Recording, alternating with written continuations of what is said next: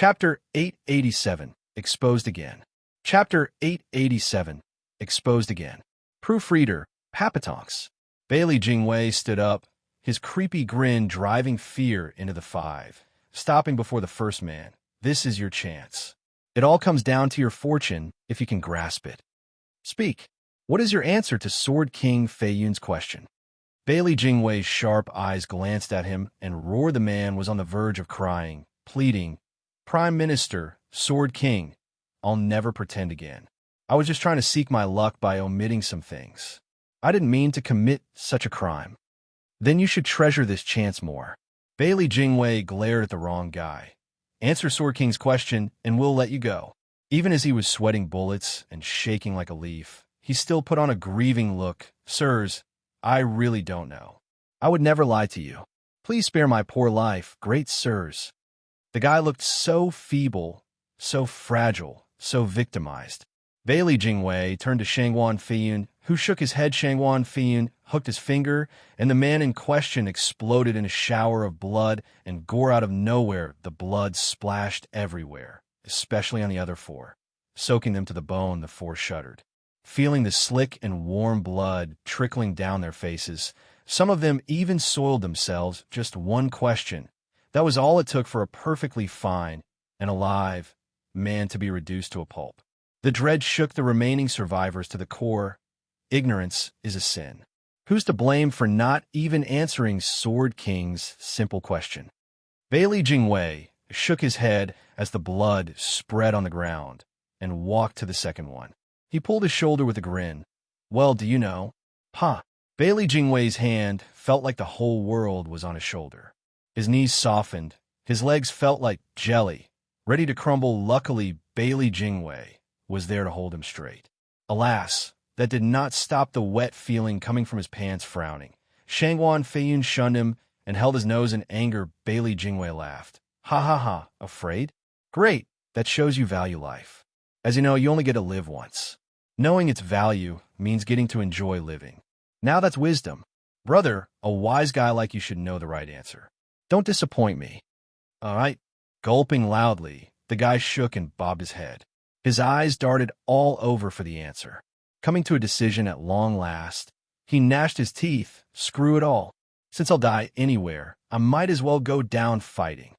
The man took a deep breath and cupped his hands in confidence as he roared. Prime Minister, Sword King, for Shangwan clan's ancestral memorial, there will be 4 incense and bathing for an hour. Startled, Bailey Jingwei was half believing he got his spy from his confident look, so he deferred to Shangwan Feiyun. But the man shook his head. Bastard. You dare lie with a straight face? You almost had me. I just knew there'll be wise guys clinging to life to such extremes. That's why I had Shangwan Feiyun giving a question only his clan can answer, or you might have lied your way out. Rolling his eyes, Bailey Jingwei walked right past him. Wrong? But isn't it 3 bows to elders and 4 to those who passed? Everyone gives 4 incense to their ancestors. Isn't an hour enough to wash oneself clean? That should be enough respect for the dead. Bam! The guy figured his lie was wrong and started running his mouth for the right answer. But since he wasn't the target, just collateral, Shangwan Feiyun had no remorse in snapping his finger to repeat the previous gory display once more as the sickening splash and foul smell of blood assaulted the 3 survivors.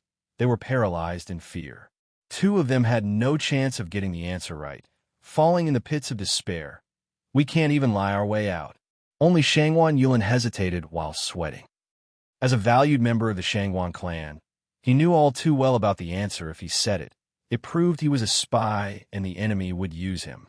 But if he kept his mouth shut, he saw with his own eyes the sordid fate awaiting him when his 2 friends paved the way in blood. To die another day, or suffer now? That was the question. It was a choice he didn't want to make in his life. Or, with his life on the line, he was now at the cruelest point in a man's life. Regardless of the choice, death was at its end. Looking at the remaining 3, Shangwan Yulin's behavior was all the more obvious. Bailey Jingwei mocked and walked next to him. He froze like a statue. Keep your hair on, huh? Patting his shoulder, Bailey Jingwei smiled like a fox. Brother, you saw your brothers go ahead, right?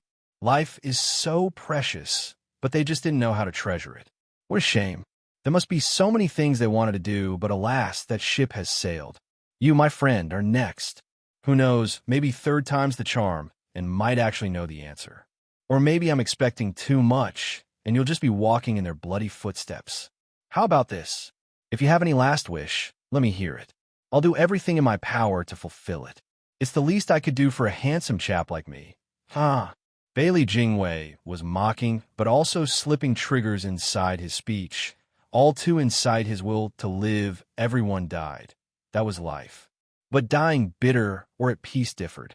The former would leave you hateful, while the latter brought you solace. But a flamboyant and vigorous young master like Shangguan Yulin was bound to have plenty of last wishes now that Bailey Jingwei reminded him and woke him up from the crippling fear.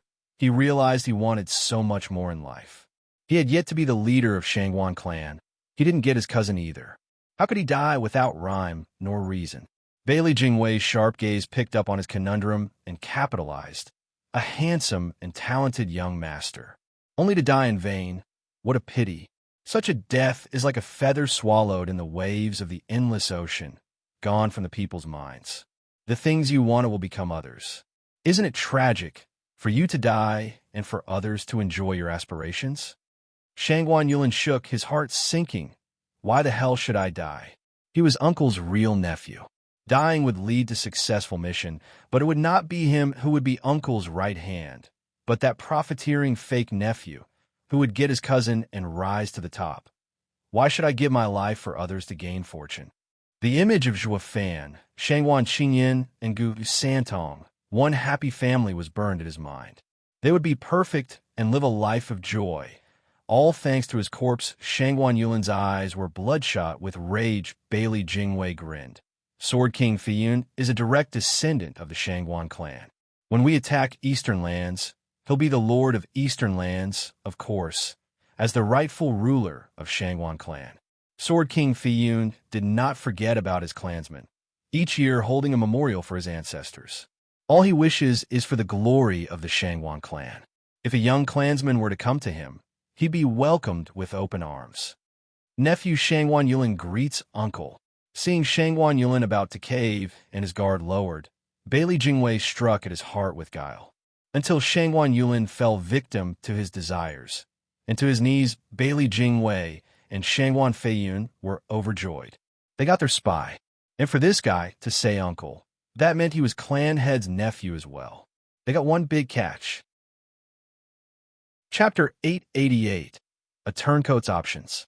Chapter 888. A Turncoat's Options. Proofreader, Papatonks.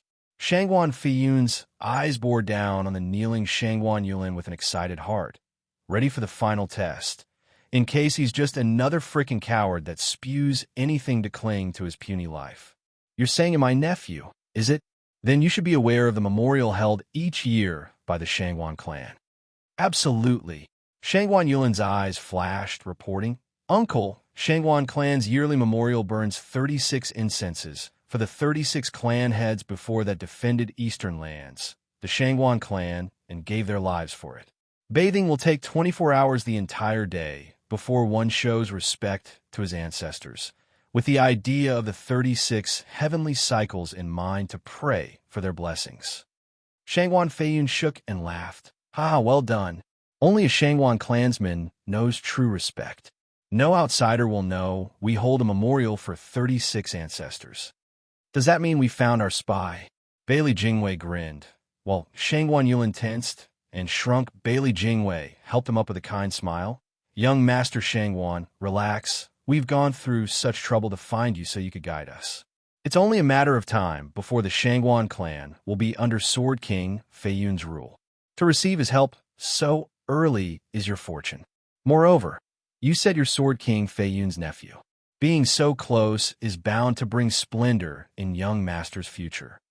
Shangguan Feixiong and the others shun me, but I'm still part of the Shangguan clan. As long as any member is willing to come to me, I will look after them, especially when it comes to my dear nephew. Is your mother perhaps? Shangguan Feiyun was more amiable now. Shangguan Yulin bowed, reporting his entire life to the man. Shangguan Feiyun exclaimed, Oh, so your sister Yuheng's child. It truly has been ages. We were so close in those days, ha ha ha. Mother has talked about how she misses uncle. Ha ha. Shangwan Yulin used the perfect moment to grab his lifeline. Shangwan Fiyun nodded. Bailey Jingwei smiled at the exchange. Sword King Fiyun. It's truly a rare occasion for an uncle to rejoin with his nephew. But before we can delve deeper into the memory lane, I will have to ask young Master Shangwan if you have any other clansmen among these two. Glancing at the quivering messes, the two gave begging looks. They knew now this was a chance for Shangwan clansmen. As long as they became one as well, they'd see tomorrow, so the two made doe eyes at Shangwan Yulin. He was their only hope in this abyss. Prime Minister, sir, the Shangwan clan doesn't have filth. Shangwan Yulin spoke in a cold tone. The two's legs gave from under them. Falling paralyzed and in despair, Bailey Jingwei nodded and said, Sword King, sir, the previous act was to find young Master Yulin. Since he's the only one, take them away. No, that will mean they'll leak this event. When Shangwan Feixiong finds out, he'll hunt me down. Ha ha ha. No worries, young Master Yulin. I'll be sure to have men look after you. Take them away and let them go. Bailey Jingwei waved. The two nodded with hope. Shangwan Yulin frowned, his head shaking anxiously. You can't. I can't have peace as long as they live. Only the dead can hold a secret. Shangwan Yulin struck before the other two spoke again. Taking their lives, the two peak ethereal stage cultivators were scared to death just moments ago. This gave this fresh soul harmony stage cultivator the chance to kill them easily. Bailey Jingwei squinted. Shangwan Yulin gave them an awkward look as he bowed. Uncle, Prime Minister, forgive me for overstepping. Ha ha, lighten up. It's I who was too nice. Young Master Yulin did well. Bailey Jingwei chuckled and turned serious. Young Master, now that you have Sword King Feiyun's support, can you tell us your purpose here? Shangwan Yulin nodded, completing his betrayal by revealing Shangwan Feixiong's entire plan. Bailey Jingwei smiled. Just like I thought, they're ready for a second assault. That means they'll all work as one, and not scatter. Then where you're staying in Flying Cloud City is Eastern Gates, Gu household. Shangwan Yulin's eyes shone, his voice steady. Bailey Jingwei mumbled. Gu household? That does sound familiar. Of course it is, Prime Minister, since it is the house of the same guest you honored today, Gu Yifan. What? Bailey Jingwei shook. Grandmaster Gu is one of you? But Sword King Feiyun said your clan isn't great with alchemy. How can you have someone like him? One of us? As if. Humph, he's nothing but a frickin'. Shangwan Yulin gnashed his teeth at his mere mention, spilling everything once again, warning for good measure at the end. Prime Minister, sir, Gu Yifan is also Shangwan clan spy, even if my sub. You must erase him before he reports back. Sub? You're the sub if you ask me. Bailey Jingwei glanced over and shook his head with a sad gaze. Grandmaster Gu, a truly rare talent, was now an enemy. At the very least, he and Shangwan clan aren't that close, only making use of each other. This gives me room to work with and use him. Bailey Jingwei came back from his machinations with a smile. Young Master Shangwan, you've done your uncle, Sword King Feiyun, a great service and revealed a great weakness to me. I wanted to bring Grandmaster Gu to the Imperial capital, having no caution around him at all. Please accept this bow from me, young Master, for opening my eyes. Bailey Jingwei bowed. Shangwan Yulin helped him up at once, though he looked prideful. See, the great Bailey Jingwei is bowing to me. Ain't I awesome or what? Shangwan Feiyun snickered. Prime Minister, how are you going to kill him? Should I do it? Shangwan Yulin looked way too eager to dole out violence, but then he thought about it and said, just that the miss next to him is my cousin. Allow me to take care of her, Prime Minister. Don't harm her. I vow that she won't hinder you. Bailey Jingwei read him like a book. Young Master must admire that miss. Shangwan Yulin blushed and gave a weak nod. Ha ha ha. Sure, since she's with young Master, I won't touch her. Bailey Jingwei promised. Shangwan Feiyun promised. The hostility between my brother and me won't spread to a helpless girl, especially one such as my niece. Shangwan Yulin eased. Then, when will you strike against that Gu punk? We need him to live for a while longer. Bailey Jingwei denied. What? Shangwan Yulin panicked. Why? After the Pill King convention, His name will reach far and wide. If anything happens to him, it will send alarms. Bailey Jingwei smirked. Besides, we still need him to report back to the Shangguan clan. What do you need him to report? I can do it as well. Slapping his chest, Shangguan Yulin showed that what Zhou Fan could do. So could he? Bailey Jingwei sized him up and shook his head. Young Master Yulin, this you must not because you've been eliminated out of the competition. I have. Yes. How else are you to watch Shangguan Feixiong's every move? Bailey Jingwei showed a sly grin. I thought Shangguan clan would only send one spy and planned on passing you to help Flying Cloud Manor. But now, since there's two of you, it will turn out far better. Besides giving the Shangguan clan the information I want, I'll also know what they're doing.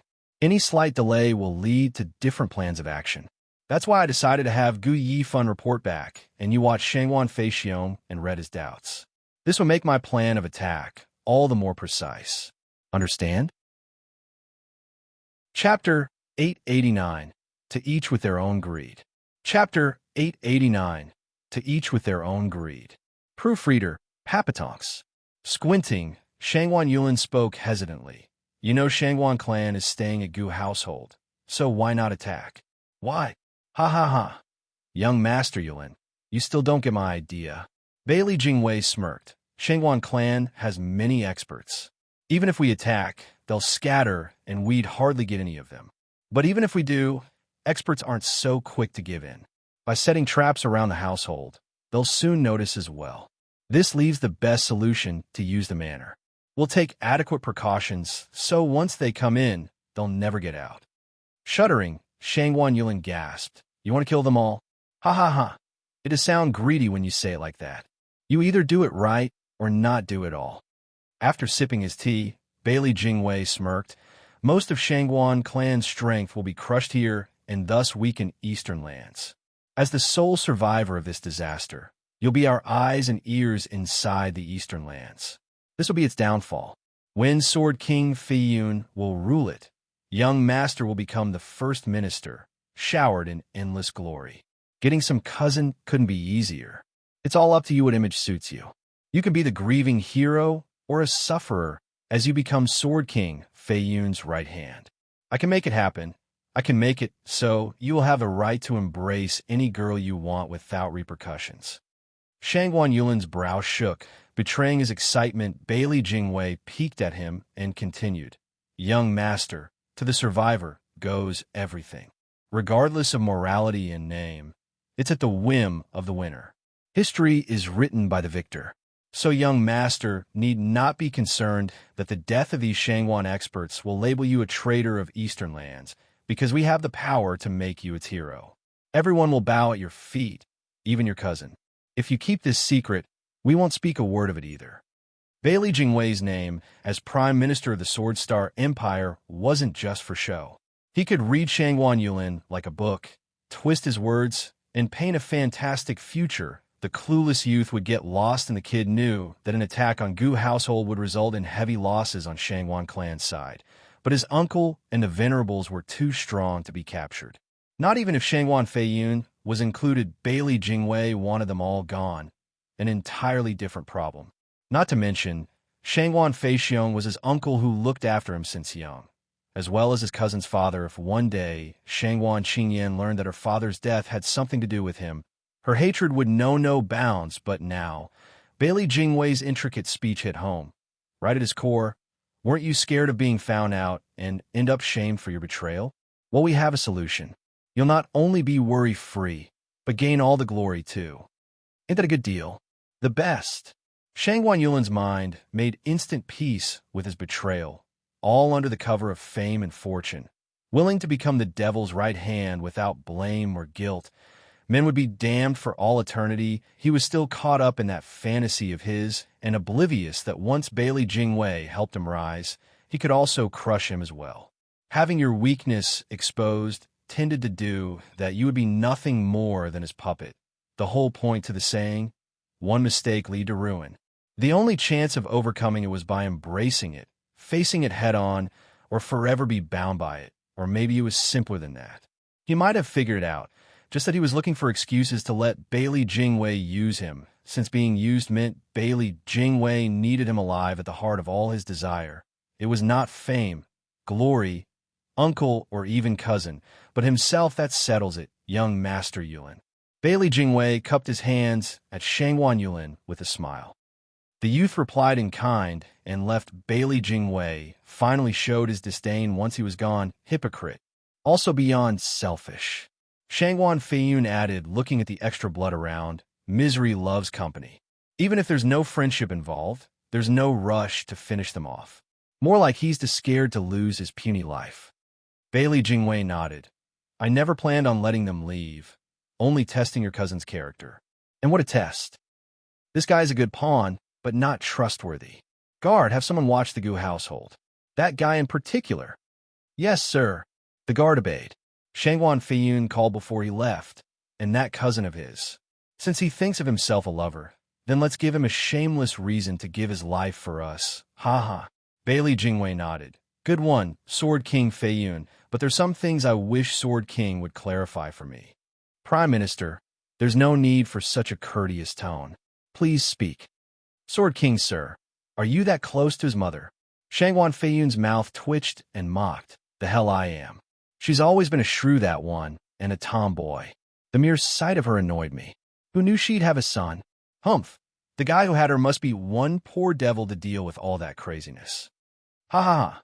Sir Sword King is quite the actor, making yourself a friend of the dead. Bailey Jingwei chuckled, then frowned in all seriousness. It's clear Grandmaster Gu is only stopping over in the central area, but I never consider him to be tied to Shangwan clan. At least they're not too close. I have to get him on my side. It'll be such a loss to this world for a Grandmaster to die along with these rats. My heart would bleed. Bailey Jingwei sighed as he walked towards the manor. Shangwan Feiyun followed. Prime Minister sure loves talent. 15 minutes later, one old man and a youth were casually sipping tea in a gazebo close to the manor. No one was around to disturb them. Zhuo Fan checked the sun's position and said, Old Dan, they should be finished by now. Bailey Jingwei should have gotten his spy. Don't worry, though, nothing will change. I wager he'll be even more differential. Humph, like a true egomaniac. You should thank your lucky stars that he won't kill you. Dan Qingshun rolled his eyes. Laughter broke out. Ha ha ha, Grandmaster Gu, dragon-cleaving Sword King. So this is where you were. You had me look all over for you. The two turned to Bailey Jingwei, walking over with Shangwan Feiyun. Zhuo Fan stood up and bowed, looking afraid. Prime Minister, sir, forgive my early disrespect, having not realized who sir was. Grandmaster Gu, you're too modest. There's nothing to forgive, ha ha. Please, get up, or I'll feel guilty.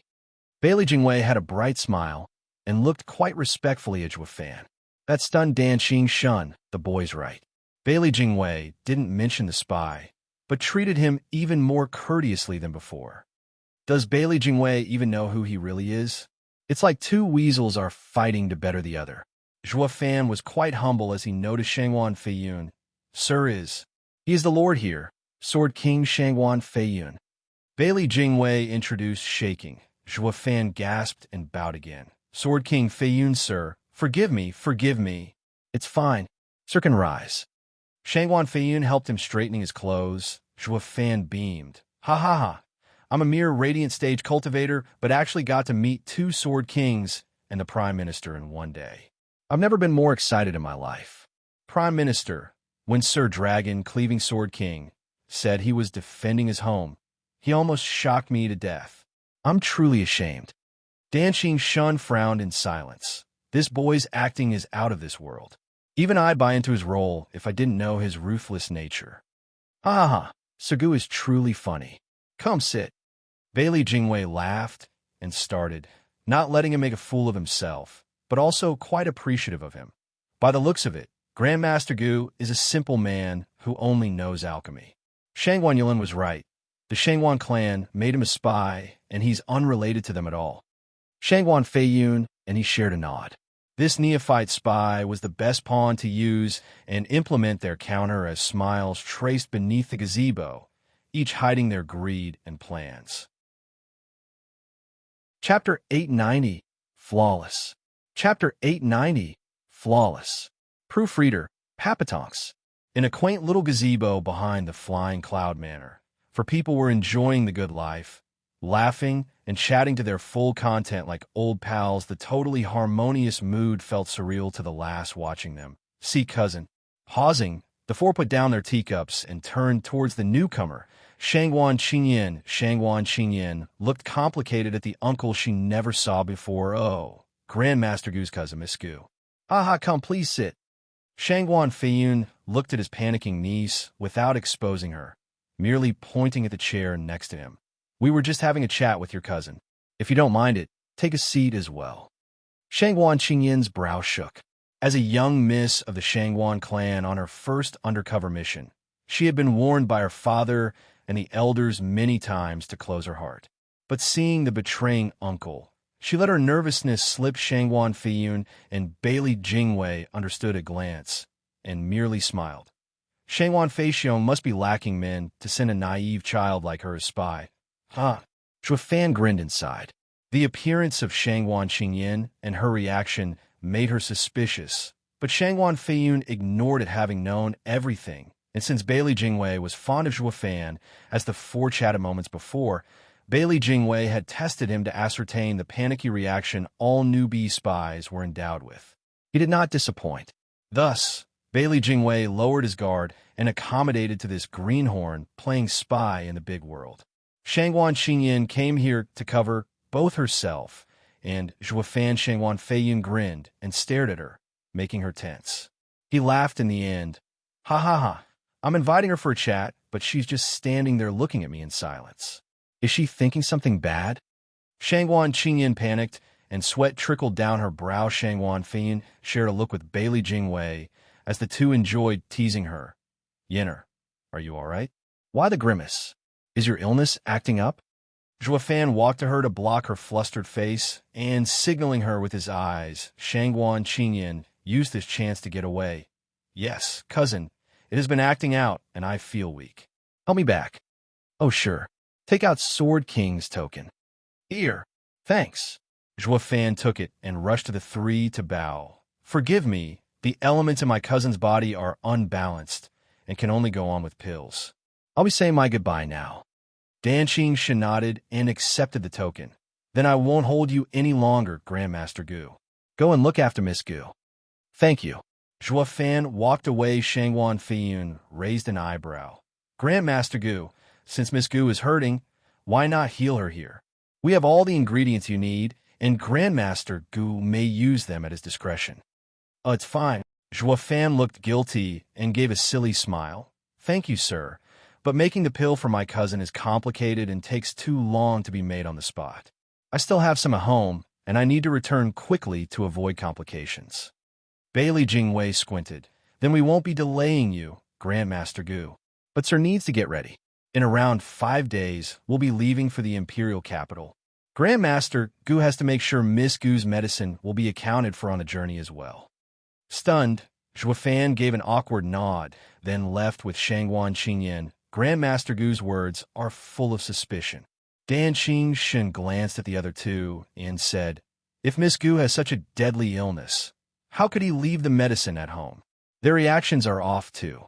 Of course it's off, since it's hard for a couple of green spies to stay calm around us. Slipping is a given. Ha ha ha. Shangguan Feiyun waved carelessly. Danqing Shin started. You mean their dragon-cleaving Sword King has just missed a good play and doesn't know yet? Bailey Jingwei grinned, his eyes shining with wisdom. We have already caught one spy, who gave these two to us. Shangguan clan had sent one overt and one covert to cover all bases. However, they'd never guess regardless of spies. They've overreached, ending up playing in our palms. Danqing Shin gasped. It's going just like he said. Bailey Jingwei knows who he is, but doesn't expose him. Is it out of cherishing or logic, though? Danqing Shin asked. Why then did you let them walk? Well, Bailey Jingwei grinned. Grandmaster Gu is a man among men, a rare alchemical talent. It's such a shame to see him fade away. And the spy already told us Grandmaster Gu is hiding from his pursuit in the central area. That's how he stumbled upon the Shangguan clan and got wrapped up in this mess. He has no real ties to the clan. This will make it easy for him to be made use of in the service of the Empire, as long as his wishes are met. Dan Qingxin nodded. True, I'd do anything to make use of such a talent as well. Why not expose it and make him work for us? Won't that make him one of us for sure? Shangguan Feiyun mocked. Dan Qingxin frowned. What does that mean? Ha ha, dragon cleaving sword king, it's like this. Scratching his nose, Bailey Jingwei's eyes shone. Getting the spies is easy, but I want one to pass on my words to get them to come and destroy them all. That man can never be Grandmaster Gu. Shangguan Feiyun nodded. As a spy, Gu Yifan is as green as it gets. He seemed calm, but botched when pressed for details. If we had laid the cards on the table then, we'll be putting him in a tough spot when asked to give a fake report to the elders of Shangguan clan, giving himself away. It was better to keep him acting as their spy and provide counterintelligence. He believes we gave him real information when it's actually fake, but coming from him, the Shangguan clan will definitely buy it. It will make their destruction all the more assured. At worst, we'll just get him on our side right at the end. It's all the same. Amazing. Dan Qingxin praised. Bailey Jingwei waved casually. It's nothing praiseworthy, dragon cleaving sword king. It's nothing but a little trick, ha ha ha. Dan Qingxin was silent. It's not for you, so why so smug? It's that brat who's truly great for seeing through the great Prime Minister's plan to the last detail. To the point he made sure to use emotion and logic, so you won't kill him. You're now just playing in his palm. One more treacherous than the next. But what's the boy after anyway? Regardless, Dan Qingxin glanced at Bailey Jingwei and shook his head. Sir Bailey, a Prime Minister of the Empire of your marvelous talent, is going to get it now. The same kid you're trying to use is in fact a shrewder monster than you. Meanwhile, Zhuo Fan and Shangguan Qingyan left the manor and were rushing back. They looked tense and jittery. Are you nervous? Yes. Me too. The two held hands and felt the other's anxiety. While Zhuo Fan's was fake, Shangguan Qingyan's couldn't be more real. Chapter 891. Triumphant Hero. Chapter 891. Triumphant Hero. Proofreader, Papatonks. After a good deal of walking, Zhuo Fan looked back to see no one on their tail and stammered to console Shangguan Qingyan. It's fine. They don't seem to doubt us. But I'm still so nervous. Looking behind as well, Shangguan Qingyan's face was stiff and unnatural. Zhuo Fan rolled his eyes. Hey, Shangguan Feiyun is your uncle, so what's so scary about him? Not even I, an outsider, am scared of him. Though seeing her anxious demeanor, Zhuo Fan shook his head, bringing her into a hug and slowly giving her pats on the back. Feeling better now? We still need to hurry back to Uncle. You can't be seeing him like this, or he won't give us any heavy missions.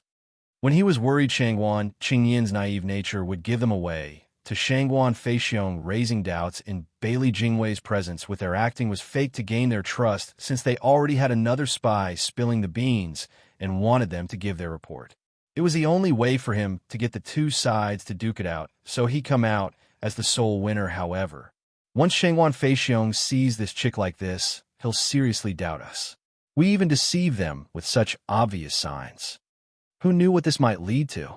Maybe the factions would fight only ages later. He didn't do it out of compassion for this wee girl, but to fit Bailey Jingwei's plan by drawing the enemy under their roof. While also gaining the Shangguan clan's trust, he was the glue tying the two fuses together, and it was his job to get rid of any reason that might split them apart.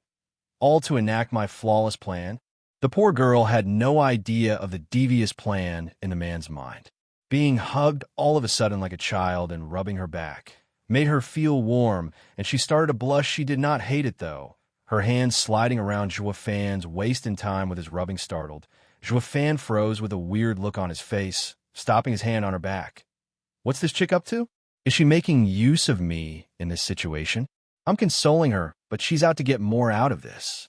How selfish. Luck had it Shangguan Qingyan did not read minds, or she'd spew blood. Who's using who here when you started it? Feeling Zhuo Fan get stiffer than her, Shangguan Qingyan showed a bitter smile. She took back her hands and left his embrace. Thank you. I'm much better now. Great. I'm used to doing this to young Sanzi to get him to relax. It looks to be working, haha.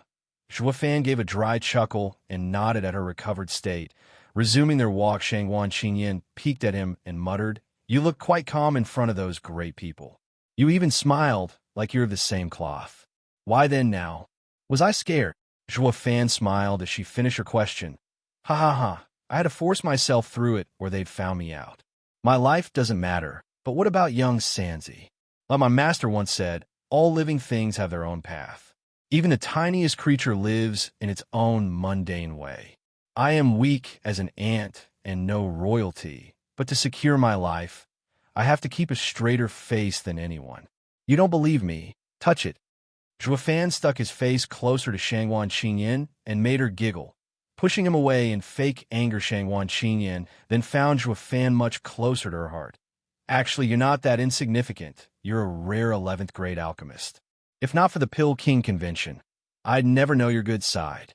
What's the use?" Fan shook his head. "In a world where only power matters, a great alchemical skill would only make you a strong faction supporter. As a radiant stage cultivator with average talent, I've gotten used to being shooed and giving me orders. While I'm not a bug in the truest sense, I do have the strength of one." Shangguan Qingyan stared into Fan's bitter look and felt sad, and something peculiar that made her heart throb. Fan looked vulnerable, but she saw behind it the drive to push through the suffering, to go against his own destiny, which filled her vision. Unlike her kind, who were born with a silver spoon in their mouths, Fan had to work his way up. This fortitude was very attractive. Fan liked to toy around or suck up to someone like a lowlife. All was done with a purpose in mind, to live on with his child. That was why he was so much calmer than her in front of the Central Area's 9 Sword Kings. Seeing him braving through hardship had moved her, of course. That was just Shangguan Qingyan's misconception.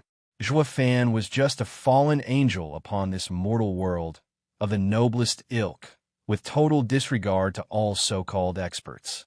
Why would he care about some Genesis stage cultivators? Though she was right about one thing. Be it in the former or current life, Fan was used to staying low and working his way up. That was why struggle was at the core of his being, especially since he had once seen what the top offered, making fame and fortune look dull to him. All he wanted was to return to his peak. Taking a casual stroll, the lovely couple arrived home. Shangguan Qingyan grew nervous seeing the door. Feeling sad their walk was so short, she never felt like this when the three of them went out having fun. Making this trek all the more valuable, Fan sensed nothing, going up to the door. Shangguan Qingyan stopped him from knocking. "Wait. What is it?" Fan asked. Shangguan Qingyan gnashed her teeth. Is young Sanzi's mother still alive?" Fan frowned, then nodded. "Do you love her?" Fan's eyes shook and gave a firm nod. Shangguan Qingyan took the lead and knocked on the door. Fan was startled. "What's with this chick and her questions?" Shangguan Qingyan never looked at him and kept her head low. Gu Santong opened the door with a bored look. "What took you so long? That rotten guy has returned ages ago." You mean cousin, right? "He'll soon become your uncle, my brother. You should show him some respect and not call him names." Gu Santong's appearance washed away all of Shangguan Qingyan's troubles, hugging the pouting child and pecking him. "Come, young Sanzi, let me kiss you." She put him down, then went on cheerfully. Gu Santong eyed Fan oddly. "Dad, what's up with Annie?" "How should I know?" Rolling his eyes, Fan paused, then started. "Young Sanzi, what did you call her?" "Ugh." Gu Santong blushed. "Auntie." "Humph, you little brat. You're truly getting into your role, I see." Rubbing his little head, Fan chuckled and went in, unaware of Gu Santong's earnest face in the parlor. Fan looked around to find it empty. What's going on? Did the Shangguan clan get scared of being ambushed and left? Noises came from around as Shangguan Feixiong came in with 3 elders. The other experts of Shangguan clan streamed in. A few hundreds, clapping hard and looking happy at him. Fan felt awkward. "Uncle, no need to say anything, we know." Shangguan Feiyun laughed. "We know you're a hero that gained Shangguan Feiyun and Bailey Jingwei's trust and became their guest. Yi Fun, I knew you were going to pull it off, slipping into the flying cloud manner. And you've been hiding yourself well, 11th grade alchemist. If I knew, I'd only be sending you, haha." slapping Zhuo Fan's chest hard. Shangwan Feixiong was greatly relieved by his success. Yi Fun, you're truly a hero to our Shangwan clan. Chapter 892. Compliment the map. Chapter 892. Compliment the map. Proofreader, Papatonks. You're too kind, uncle. It's my honor to give my services to Shangwan clan. Ha ha ha. Zhuo Fan waved his hand around. He might sound humble, but the broad smile betrayed his thoughts. Shangwan Feixiong chuckled and shook his head. Zhuo Fan looked like was still up to his old habits, unlike their blue bloods cultivators, but he had to admit the kid had done a great merit to him. A feat no other clansman could take from him. This alone made the details unimportant. They'd be addressed in the following days anyway. Even if he had the habits of a common man, the true style of a young master would be instilled into him in the coming years, and not shame Shangwan clan. Shangwan Feixiong found Zhuo Fan all the more pleasing, laughing. The same went for the rest of the people here, all welcoming now. It was not their fault all of Shangwan clan's heroes sucked for the job, and only he could do it. The step-nephew of the clan head had risked life and limb for the clan. It was strange if they didn't welcome him. Using one's life to prove oneself had that effect on people. The constant looks of disdain in the recent past had now been replaced with approval. Some had yet to even stop clapping. With a slow step, someone came behind Zhuo Fan and patted his shoulder. Zhuo Fan looked back at Shangwan Yulin, only to find not an ounce of hostility in his eyes, even cupping his hands. Brother Gu, congratulations. Your great efforts had given the Shangwan clan stuck in despair a way forward. You have also helped me by covering my mistake. If not for you entering the manor, I, who has failed, would be condemned by the clan. Who knew how many lives would be lost as we burst into the manor blindly? Brother Gu has done a great service to the Shangwan clan not seen for thousands of years and saved so many of us. On behalf of myself and all my clansmen part of this attack, you have my deepest thanks, Brother Gu. Shangwan Yulin was tearing up and giving a low bow. His action touching, his respect commendable, earning the approval of all. Zhuo Fan sneered inside. He would have bought his act if not for already knowing this brat's twisted character. Since you want to play, let's play. Zhuo Fan's face split into a grin, blabbering as he helped him up. Cousin, don't say that. We're all in this together. We're all doing it for the Shangwan clan. There's no difference between us. It won't matter if you die, for there's me. So rest easy, ha ha ha. Ugh.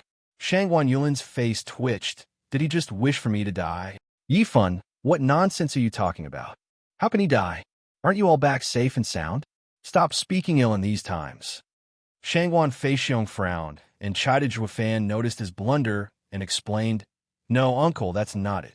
What I mean is I finished cousin's botched mission. Shangwan Yulin's eyes shook, his face twitching. How is this better? At least it was a presumption before, but now it's like I'm literally dead since you carried out my mission. He really wants me dead. No, uncle, I mean... Noticing Shangwan Yulin's dark face, the others chuckled at Zhuo Fan's act, making him nervous. I want to say that if the mission would have taken him from us, I would have taken it upon myself to finish it and give him peace. Shangwan Yulin was choking in rage, his chest rising with every breath, but he couldn't throttle him, not with so many witnesses. This punk is fumbling and ranting nonsense. Why did I even bother talking to him? To make myself look worse. I can't touch him now, not when he has everyone's approval for finishing the mission. Thought the punk looks like he's spewing stuff in panic, but every time he doesn't realize he always comes back to wanting me dead. Have I done anything to him to deserve this slander? Zhuo Fan was growing flustered by the minute, while Shangwan Yulin held his head. Shangwan Feixiong didn't want this play to continue and said, all right, you don't need to say it. I'll speak in your stead. What you mean is that you're of the same heart with Yulin, that you both gave your all for the clan, right? Yes, that's exactly it. Zhuo Fan slapped his leg and beamed. I wanted to say that cousin deserves some of the credit, ha ha ha. Brother Gu, you're too kind. Shangwan Yulin was bashful.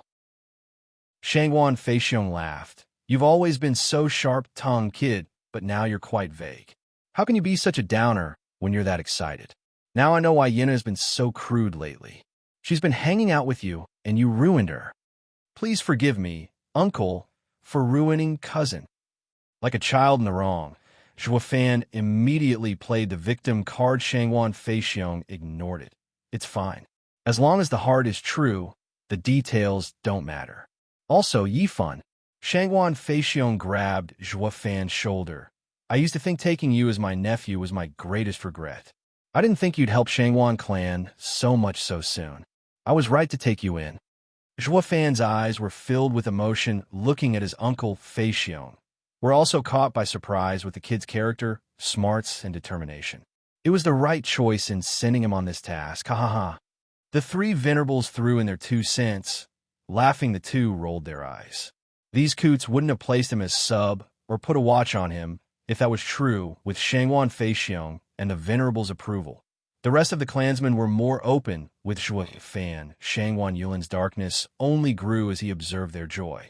After the happy moment was gone, Shangwan Feixiong turned grave. Yifan, what have you found out while being a guest in the Flying Cloud Manor? Uncle, I wanted to explore the place, but I was accosted by Dragon, Cleaving Sword King, for a long time. That's why. Dragon Cleaving Sword King is here as well. Shangwan Yulin turned to Shangwan Yulin with a shocked look. Shangwan Yulin bowed. Uncle, I haven't seen a shadow of Dragon Cleaving Sword King in the manor. I did not know of this. Shangwan Feiyun nodded and sighed. Shangwan Feiyun was bad enough. Now another Sword King came, as well as Prime Minister Bailey Jingwei. This mission is becoming more dangerous by the second. If we can't get an idea of the area, rushing head-on will incur heavy losses, even more than last time. Everyone gave a hard nod. Don't worry, Uncle. I'll be sure to scout it perfectly. Fan's eyes shone as he declared. He didn't want the Shangwan clan's attack to fail, since it had ruined his own operation. Shangwan Feixiong was vexed. Yulin said Bailey Jingwei will take the selected alchemist to Imperial Capital in 5 days. Do you have enough time to scout a manor so large? Yes. Someone else responded this time. Everyone turned to Shangwan Qingyin. Rushing inside, Shangwan Feixiong asked, Yinner, you didn't even come to greet us when you came, but run here now? What are you up to? Up to this. Shangwan Qingyin's brow twitched, and Shangwan Qingyin giggled, spreading a sketch on the table for all to see. Shangwan Feixiong gasped, That's the map of the manor. With a smug grin, Shangwan Qingyin continued, While Dragon Cleaving Sword King had been bothering Brother Gu, I used his token to wander the premises and assess the situation. But everything looked mostly normal, with some few places not allowing me entry, even with the token. These are 5 in total, which makes me believe what we want is in one of these places. Shangwan Feixiong looked at the map and nodded. That means my task is to complement the map. Fan's eyes shone. Chapter 893. Control. Chapter 893. Control. Proofreader, Papatonks. Whoosh. In the backyard, Shangwan Yulin sneaked out a jade slip when no one was around. He made a sign and shot into the sky as if nothing happened. He returned to his room and shut the door. Humph. Gu Yifan. Laugh while you can these 2 days under uncle and others' care, but once Shangwan Feiyun ends them, you'll go down as well. Ha ha. The mad cackle bounced off his walls, including his desire and hatred. Not a bad idea. But will it work? A rough voice pierced the quiet room. Shangwan Yulin was still caught in his fantasy, mocking. Damn right. Flying Cloud Manor aren't fools, ugh. Shangwan Yulin caught himself as a blackness swirled around him. Everything went dark, even his vision and master. SSS. Shangwan Yulin gasped and soured. He was more than familiar with this image, or lack thereof. He met that sicko last time in the woods, but now it seemed he'd been followed back. Stuck in the same blackness, once more left a bitter taste in his mouth. This place is packed with Shangwan clan experts, yet you just barge in. Can a guy live in peace for once? Is there no safe place for me out there? Am I ever going to be free of this sicko? Shangwan Yulin whined, cursed, and complained. In his mind, of course, Master, what is Sir doing here? Why, you're not happy to see me. No, no, no. I'm ecstatic you treat me with such care. Shangwan Yulin put away the sour tone and switched to flattery. Fan smirked. Punk, Don't think for a second Shangwan clan being here will stop me from taking care of you. Humph. There's no place out there I can't enter. Yes, yes, sir, is so amazing. I'm in awe. Bobbing his head, Shangwan Yulin kowtowed. Though his insides were bitter, finding this old sicko so able as to enter, even hear this place was under Shangwan clan supervision at all times to prevent any attack. Where flying cloud manners people would be found. And yet this old freak could just stroll right in. Don't tell me the sicko's stronger than those guys. It was better he didn't know that this sicko was next door. Ignorance was truly bliss in this case, Zhuo Fan chuckled. Did you get the word out? Shangwan Yulin wore a bright and dumb smile. Master, what do you mean? I don't. Bam. Zhuo Fan lashed his face with the dragon tail, sending him sprawling. Humph boy, don't be a smart-ass. I know your rotten character better than anyone. You have sided with Shangwan Feiyun and Bailey Jingwei today, and you still try to act dumb? Master, please don't say random things. I didn't side with them at all. I'm completely innocent. Shangwan Yulin denied it all with a victimized look. The Shangwan clan knows I've been eliminated from the competition, and I'm not even hurt. How could I just betray my clan? Last time I agreed with sir, since you had me beaten to an inch of my life. Shangwan Yulin completely destroyed his image by tearing up Zhuo Fan, raised an eyebrow and mocked. You think I'm like your clansman? Ignorant? I've seen the 3-round competition Bailey Jingwei set up from his side. The first was a 7th grade pill, testing one's patrimony. Second was doing one's best, only worded so you go easy. While in the last round, that was the true test of one's alchemy, a topic I foresaw. The making of a perfect or top pill, haha. Don't you think it'll raise an eyebrow when you can make an 8th grade but not a top 7th grade? The first 2 rounds attested to you being an 8th grade alchemist, so making a top but lower grade pill was a given. This was Bailey Jingwei's final aim. Going up but never coming down. So don't insult me by telling me you lied your way out of Bailey Jingwei's clutches. Shangwan Yulin shuddered while his insides were frozen in shock. He was completely sold by the sicko's flawless analysis, whether he hid to watch or just playing guesswork. Also, Bailey Jingwei is known as the wisest man in the empire, not some brash musclehead to force you like me. Humph, he definitely struck your unsound mind at the time. What's so hard about convincing an anxious whelp anyway? Zhuo Fan berated. Kid, did you already forget the vivid and heavy vow you made me? To think you're trying to fool me. Haha. Nice, very nice. It seems to me I should go search for another disciple. The black area seeped with bloodlust. Shuddering, Shangwan Yulin paled and begged. Master, forgive me. I was only joking. I didn't realize Master's ingenious intellect and made a mistake. Yes, I have sided with Shangwan Feiyun, but I didn't have a choice. They threatened my life. If I hadn't given in... Fine, you betrayed Shangwan clan and not me. Anyway, why should I care? Zhuo Fan huffed. Besides, I just knew you have no bone in your back when I took you. There's nothing odd about a few atrocities or a double-crossing here and there. Shangwan Yulin's face twitched. For God's sake. The sicko's mocking me. He did hold his tongue, though, since he knew it was true. Even if forced, I used to be such a compassionate young master back in the eastern lands, always upholding righteousness. How did it get to betraying one's roots the minute I came here? Twice even. But even if others don't know this, I'm still hurting from it. Then that punk kept on mocking me earlier, and now this sicko. This has got to be the worst year of my life. Shangwan Yulin lamented his fate as he heard the mockery coming from the darkness, unaware that the ones he was cursing were one and the same. Though it was better this way, lest he die from anger having been condescending enough for today, Zhuo Fan got down to business. Now why am I here wasting words with you? It's for 2 reasons. You can betray anyone but your master. You still have my mark on you, so do watch out if you value your puny life. Yes, yes, I'll hold your warning to heart. Shangwan Yulin shuddered in fear, sneering. Zhuo Fan continued, and don't forget your promise. What's yours is mine. What the Shangwan clan wants, I also want. Yes, yes, I'll never ever forget. Shangwan Yulin lowered his shaking head and bowed again. Zhuo Fan nodded. Since you know now. Next is the word you sent. Walk me through it. Yes, yes, master. It's nothing much. just that the Shangwan clan has a rough grasp of Flying Cloud Manor, lacking in a few places. They need that punk, Gu Yifan, to scout them. Oh, a map of the manor. Grinning, Zhou Fan said, this way the map will be complete. Disciple, make me a copy as well.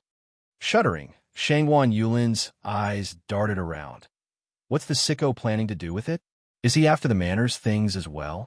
Then, Shangwan Yulin squinted, his mind calculating. Then he clenched his fists and said, yes, I will have it, master. I'll leave it to you then. The darkness receded, revealing the room again, but the weird laughter echoed in his ears. I'll be dropping by again when the map is finished. As the cackling faded, Shangwan Yulin revealed an icy smile. Humph, you damn freak. I'll be sure to give you a thoroughly deadly map. Meanwhile, Zhou Fan felt great lashing at Shangwan Yulin. It was oddly therapeutic, walking back to his room to see Gu Santong bored on the bed and playing with a new wooden toy. Zhou Fan knew it wasn't from him. Did the girl give it to you? Yeah, quite childish, I see, for a 300-year-old man. Aren't you the same? Scaring children again? Gu Santong quipped back as he played. Zhou Fan chuckled. It's not scaring him, but controlling. While I am the connection between Flying Cloud Manor and the Shangwan clan in the open, he has two dark ties. I can control the Shangwan clan's actions, but he can influence Bailey Jingwei's decisions. By controlling him, I control the whole stage. Is he that happy to listen to you? Gu Santong asked. He can't be trusted. Zhou Fan nodded with a vague smile. He doesn't need to listen to me to use him. I just have to prod him in the right direction, and we're set. While the two sides are at war, we'll be getting what we want and flee. An auntie, Gu Santong spoke casually. Zhou Fan shrugged. That's Shangwan Feixiong's problem, since she's his daughter. We just need to focus on ourselves. We'll finish our end, and then go to the next area. Gu Santong stiffened then sighed. Chapter 894, Sword King's Visit. Chapter 894, Sword King's Visit. Proofreader, Papatonks. The world was tranquil around one gazebo, as a stream trickled by and birds danced in the light breeze. Paradise Bailey Jingwei, Shangwan Feiyun, and Dan Xingshun were having tea here, when something flashed closer and closer. Bailey Jingwei put out his hand, and a jade slip rested in it, scanning it. Bailey Jingwei grinned at the two. The plan went perfectly. Shangwan clan doesn't suspect a thing, while Shangwan Yulin had done a great job in finishing his mission, dispelling any doubts anyone might have. Who knew that feisty girl had a son so cautious and sinister? That means she must have gotten a doormat for a man. Grinning, Shangwan Feiyun said, did he say what Shangwan Feixiong is planning next? Bailey Jingwei nodded. Of course, it appears your niece has been going around the manor and got a grasp of the area. But there's still 5 places she couldn't go to. Now they want to have Grandmaster Gu to scout them to be safe. Humph, I see. Shangwan Feiyun sneered. I'd have opened the manor from the start if I knew this, to let them scout to their heart's content so they could attack already. It makes taking them all down faster. Bailey Jingwei shook his head. Sword King Feiyun, you're wrong. Haste makes waste. If it'd be that easy to get in a Flying Cloud Manor, it would only make them more suspicious. And Shangwan Feiyun looked him in the eye. When Grandmaster Gu arrives, the band will still be there. With such a tiny radiant stage cultivation, he'll hardly take a step inside. He won't find anything, ha ha ha. Bailey Jingwei chuckled, going by Sword King Feiyun's words. Who knows when our plan will take effect?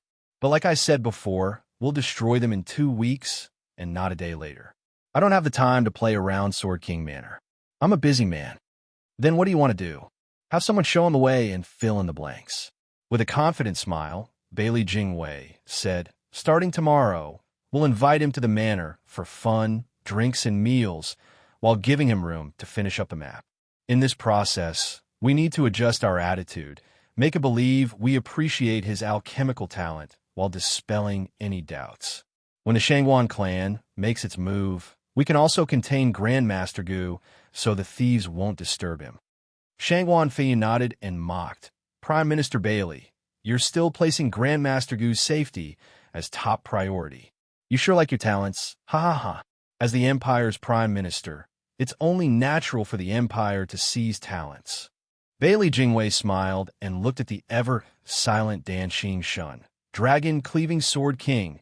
I and Sword King Feiyun are more familiar with the Shangwan clan. It would arouse suspicion if any of us would go. I ask that Sir go tomorrow and invite Grandmaster Gu to the manor to show my great regard for him. Dan Shun nodded. Meanwhile, at Shangwan clan's interim base, there were a dozen people in the Three Venerables room. Clan head was present with the best experts his clan had, all in Genesis stage, yet they all had shadows flitting across their faces, rubbing his forehead. Shangwan Feixiong replied in annoyance. I didn't want to affect morale while in the parlor, and only celebrated Yifun's great success. But with all important figures of the clan here, the pillars, I must be frank. There's too many unknowns regarding this second ambush, which amplifies the danger beyond our estimates. Clan head, are you referring to Bailey Jingwei and Dan Shun?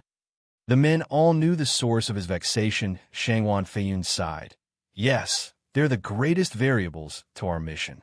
Dan Shun is the best of Western lands, Shangwan Feiyun's equal. With them working together, the manor's power just doubled. And that isn't even the worst part, since our Three Venerables can hold them back for a time. The crux is that Bailey Jingwei. Sagely statesman, Bailey Jingwei is cunning and devious. For almost a century now, the Four Lands have suffered from his tangled schemes. One venerable sighed. If he draws us into a corner and works with the two Sword Kings, our losses will be catastrophic. The others nodded heavily. However, Bailey Jingwei isn't like the two Sword Kings. In this game of chess, he is deploying the men. As the leader, he must know the other side's moves lest he comes under a surprise attack and throws his own side into confusion. Just how much does he know about our mission? Shangwan Feixiong's eyes flashed. If he's oblivious, we can use the map to assault the manor and increase our chances even with two Sword Kings. While the opposite is also true. Of course he knows. He's Bailey Jingwei, the wisest man in the Sword Star Empire. Nothing escapes him. I wonder about that.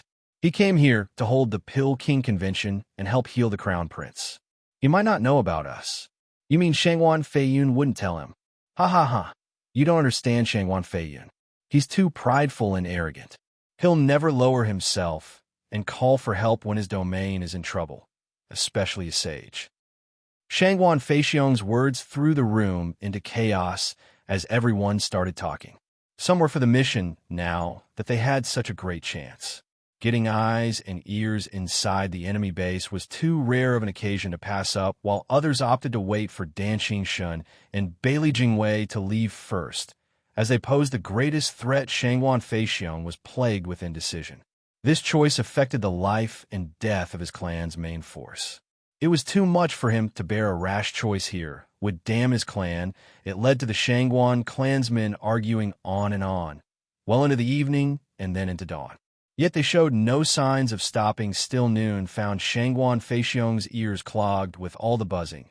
But no outcome arose. Even now, the safe return of his spies, Shangwan Yulin and Zhua Fan, proved Bailey Jingwei was none the wiser, or he'd have already caught them the minute they raised a suspicion. Shangwan Yulin assured him as well that Bailey Jingwei was only here to select alchemists to heal the Crown Prince's condition.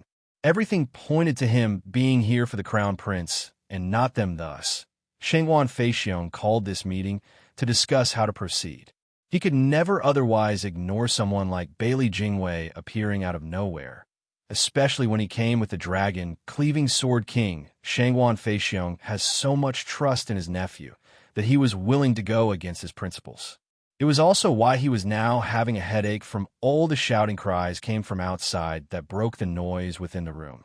A man burst into the room, scared to death. Clan head, Tur. How dare you barge into the Venerable's room? We're in the middle of important talks. What the hell got you so shaken to run here? Shangwan Feixiong wiped his head around to bark at the Soul Harmony stage guard with no time for manners. The guard looked like he'd seen a ghost. An old man came. And just an old man sent you in a panic. He said he's dragon-cleaving Sword King. What? Everyone froze, their faces paling. Shangwan Feixiong was really anxious now. Is he alone? Was there anyone else with him? The guard stammered, and no, but he said that he came to see Grandmaster Gu. Young Miss Emmy come notify you, clan head, on what to do. You idiot. What are you coming to me for? Go see Gu Yifan. He's the clan head of this house. Go have him deal with Dan Qing Shun. Shangguan Feixiong cursed. The guard, startled, darted from the room and bobbed his head in panic, now rushing to Zhuo Fan's room, sweating buckets. Shangguan Feixiong and the others were shaken up, giving a stiff nod. Let's go check what Dan Qing Shun's up to. Chapter 895, Invite. Chapter 895, Invite. Proofreader, Papatonks. A few chairs and a stone table were placed in the front yard, one of which was taken by a casual old man. Sipping tea like he was right at home next to him was a fine girl, carefully peeking at him and looking conflicted. Dan Qing Shun knew at a glance why, but played dumb. Miss Gu, what has gotten you so nervous? Feel free to return to your matters if you have to. I'll just wait here for Grandmaster Gu. It's not right. Cousin will surely blame me for leaving Sir Sword King unattended. Please overlook my uncouth and unfamiliar courtesy. Ha ha. Shangguan Qingyan stiffened and had a weird smile, while her heart was burning in anger. Not in her wildest dreams did she think Dan Qingshun would pay a house visit. Leaving him alone was out of the question as well. The old guy might wander around and stumble upon her clan once exposed. Everything would be laid to ruin when they were so close. They'd suffer heavy losses before the second ambush even began. That was why, even if she was wound tighter than a violin, she held at him like a champ. On top of that, she was pissed. Where the hell is that guard I sent to report to Dad? What should I do? Why aren't you saying something, Dad? And where's that Gu Yifan? I'm close to dying here. With a knowing smile, Dan Qingshun began, Miss Gu is too kind. I just came on a whim, so you can treat me like any other old man. I wouldn't feel at ease otherwise. Dragon-cleaving Sword King is so modest, seeing yourself as an average old man. Shangguan Qingyan smiled. Dan Qing Shun waved casually as he teased. Well, if Miss Gu insists, seeing how Grandmaster Gu is yet to arrive, would it be possible to take a stroll around the back of this place? Dan Qingshun already got up air. Shangguan Qingyan shook, then grew a notch more nervous. This humble abode is nothing impressive compared to a Sword King's manor. I wouldn't want to let you down. How could it be? A mountain needn't be high, / it is famous for the deity residing there. / a lake needn't be deep, / it is magical with the dragon slumbering beneath the surface. / my home is humble / but my presence brings it virtue. No matter how shabby Grandmaster Gu's home is, an 11th grade alchemist house is leagues above anyone else's. Ha ha. Smiley face. An epigraph in praise of my humble home by Lu Yuki. Dan Qingshun started walking away. SSS. Gasping, Shangguan Qingyan was scared to death. Rushing to stop him, she teared up. Sir Sword King, there's really nothing impressive about this place. Please relax here and enjoy your tea. Miss Gu, you're looking a bit off there. Are you ill? Yes. I'm feeling somewhat unwell. You have to take your medicine quickly and get some rest. You don't need to look after me. I can walk around by myself. Ha ha ha. Dan Qingshun snickered as he toyed with the wee lash. Shangguan Qingyan shook all over, tears welling in her eyes. What do I do? How do I stop him? A laughter came from behind. Sir Sword King, you honor this house with your presence. What could have made Sir come here? What can I do, Sir, for? See, cousin. Zhuo Fan was walking over at his own casual pace. Shangguan Qingyan burst with joy. Looking at him like a savior, Zhuo Fan laughed inside at her frantic look. Yinner, your condition isn't stable. Go back in and rest. Leave Dragon, Cleaving Sword King in my care. All right. Shangguan Qingyan nodded and gave him a look. With a respectful gesture to Dan Qingshun, she left free, like an inmate finishing his sentence, watching her skip away in glee. Dan Qingshun mocked. Ha ha. This girl is like an escaped bird. Guess she had been terrified. And whose fault is that, I wonder? What are you doing messing with a little girl anyway? Zhuo Fan chuckled. Dan Qingshun shrugged. Can you blame me? Since when is receiving guests done in the front yard and not the parlor? or even backyard. Now that's just rude. It's not like you don't know. It won't help anyone's case when everything comes to light. Zhuo Fan rolled his eyes, pointing at a stone stool. Let's just talk here, lest you want everyone to soil themselves in fright. Why, am I that scary? What do you think? Sighing, Zhuo Fan said, you just haven't seen for yourself how close to losing it that Shangwan clan guard who came to tell me was. Anyone would be scared to death when one of the central area's 9 sword kings pays them a visit. Even before coming here, I saw the Shangwan clan huddled together in fright as they watched me come here, with even Shangwan Feixiong spilling his tea. Dan Qingshun sneered as he returned to his chair. Shangwan Feixiong? Ha ha ha. The last time I saw him, he didn't look scared. The last time he was Eastern Land's strongest clan's clan head, while now he's a spy in the central area. How is that the same? Would you have attacked him in Eastern Lands? Would he attack you now in the Flying Cloud City? Zhuo Fan rolled his eyes and mocked. Sitting next to Dan Qingshun nodded. Harsh but true, it's not the same, ha ha ha. So why are you? Bailey Jingwei sent me. Like you predicted, they want to sow dissension. With a smirk, Dan Qingshun began to retell everything they spoke, ending with a sigh. Boy, you're really something, I'll give you that, to hold your own against that old weasel Bailey Jingwei. To the point you're having complete control over everything from the shadows. Zhuo Fan showed a wide smile. Great. Since they want to sow dissension, he'll make things easy on this little old spy. Exactly how I like it, ha ha. Little weasel. Dan Qingshun snickered. Zhuo Fan gave him a long look, and they both cracked up. They were both happy in their own way. Zhuo Fan, for seeing his plan coming along, and Dan Qingshun, for helping a good friend regardless. The two were in high spirits, and nothing could curb their good mood. Clan head, young Mastigu is quite good.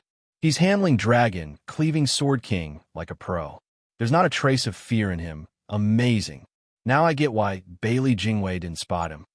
The Shangwan clan's experts were watching from the shadows as they hid in the Elder's room, while words did not reach them. The mood was enough to tell them how friendly they were. Shangwan Feixiong nodded in pride. I've made the right decision, taking in this step nephew. Clan head is brilliant. The others sucked up to him and praised. With only Shangwan Yulin feeling sour inside, Zhuo Fan and Dan Qingshun finished their short talk, called Shangwan Qingyan to tell her about something, then stunned the Shangwan clan as they just went out. Once they were gone, Shangwan Feixiong rushed straight for Shangwan Qingyan. Yenner, what happened? Why is Dan Qingshun taking Yifan? Oh, Dad, it's you.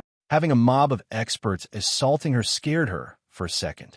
But seeing it was Shangwan Qingyan and the rest, she spoke heavily.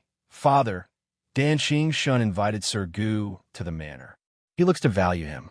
This time, it'll be a good chance to finish the map. Pa!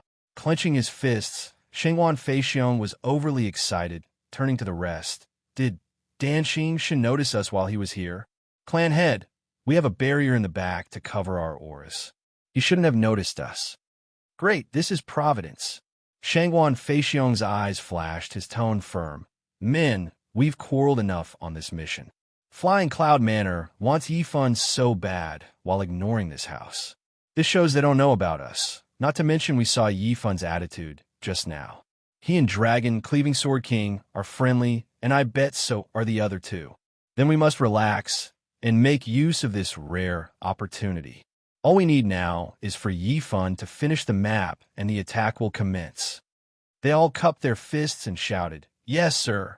Shangwan Yulin grinned. Shangwan Yulin was by the side, smiling in pride, with something sinister hidden within.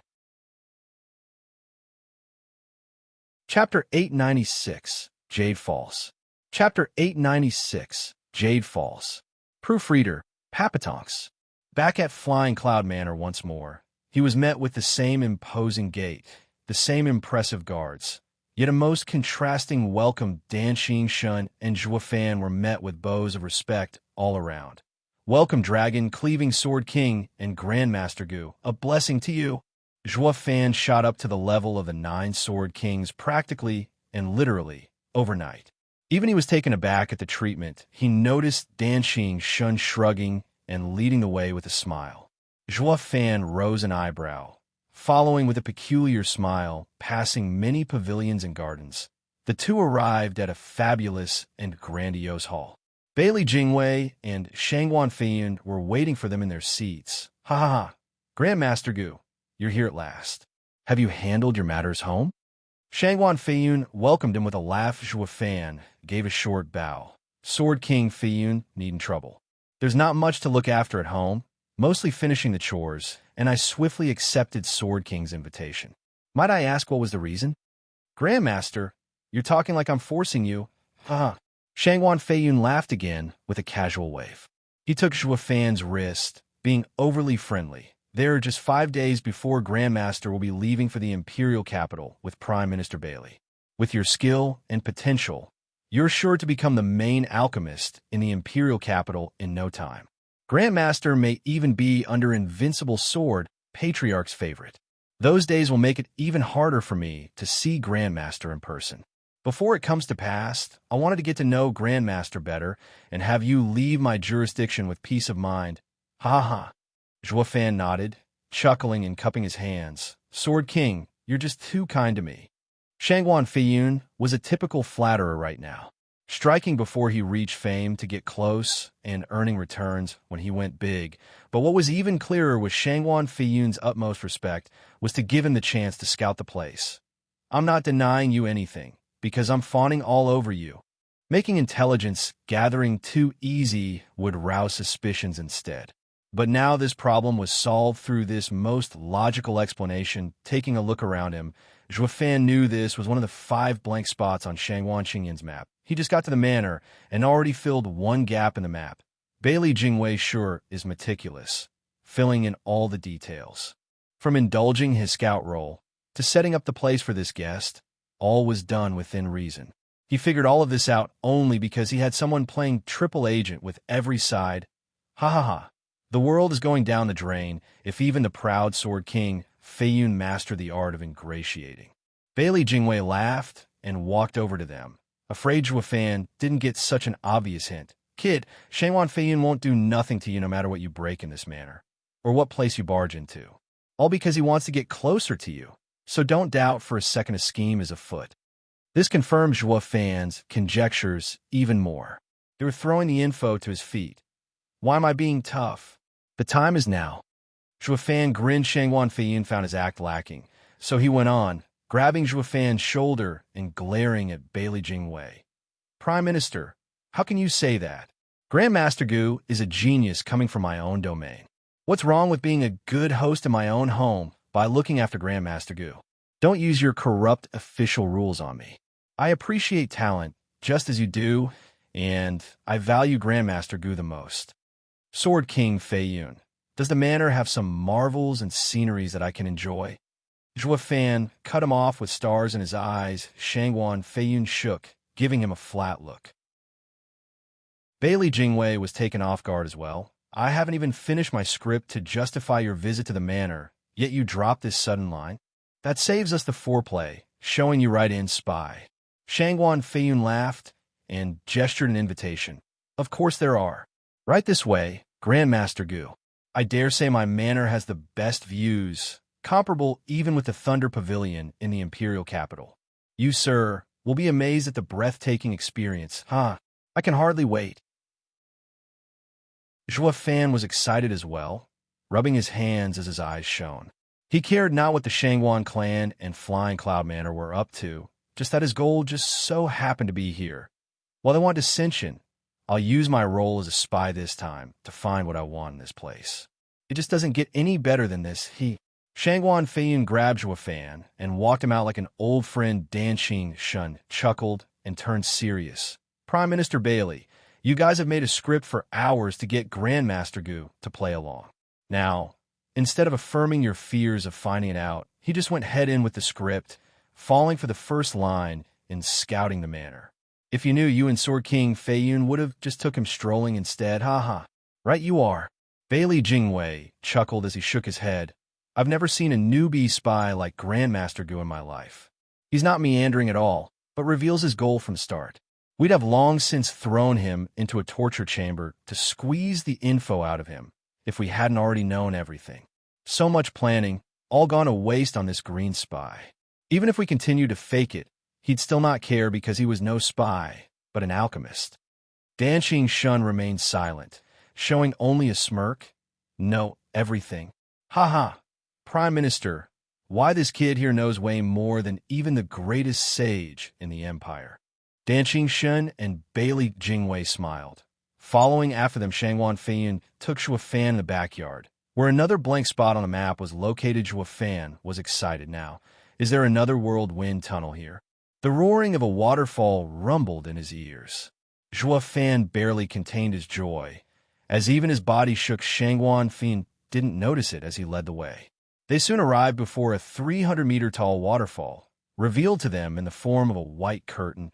Glittering stars rained down from above. What made this waterfall so special was the lack of any cliffs.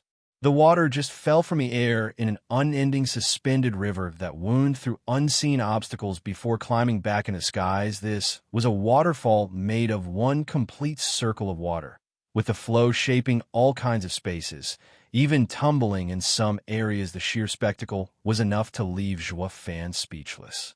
As water went down, man climbed up a common saying that was toppled here and now.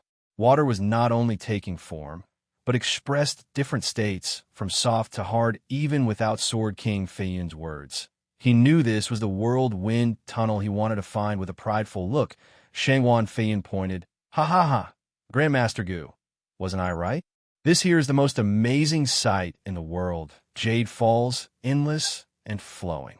The water just stands in the air, held by nothing, unmarred by the mortal world, yet solid as any mountain.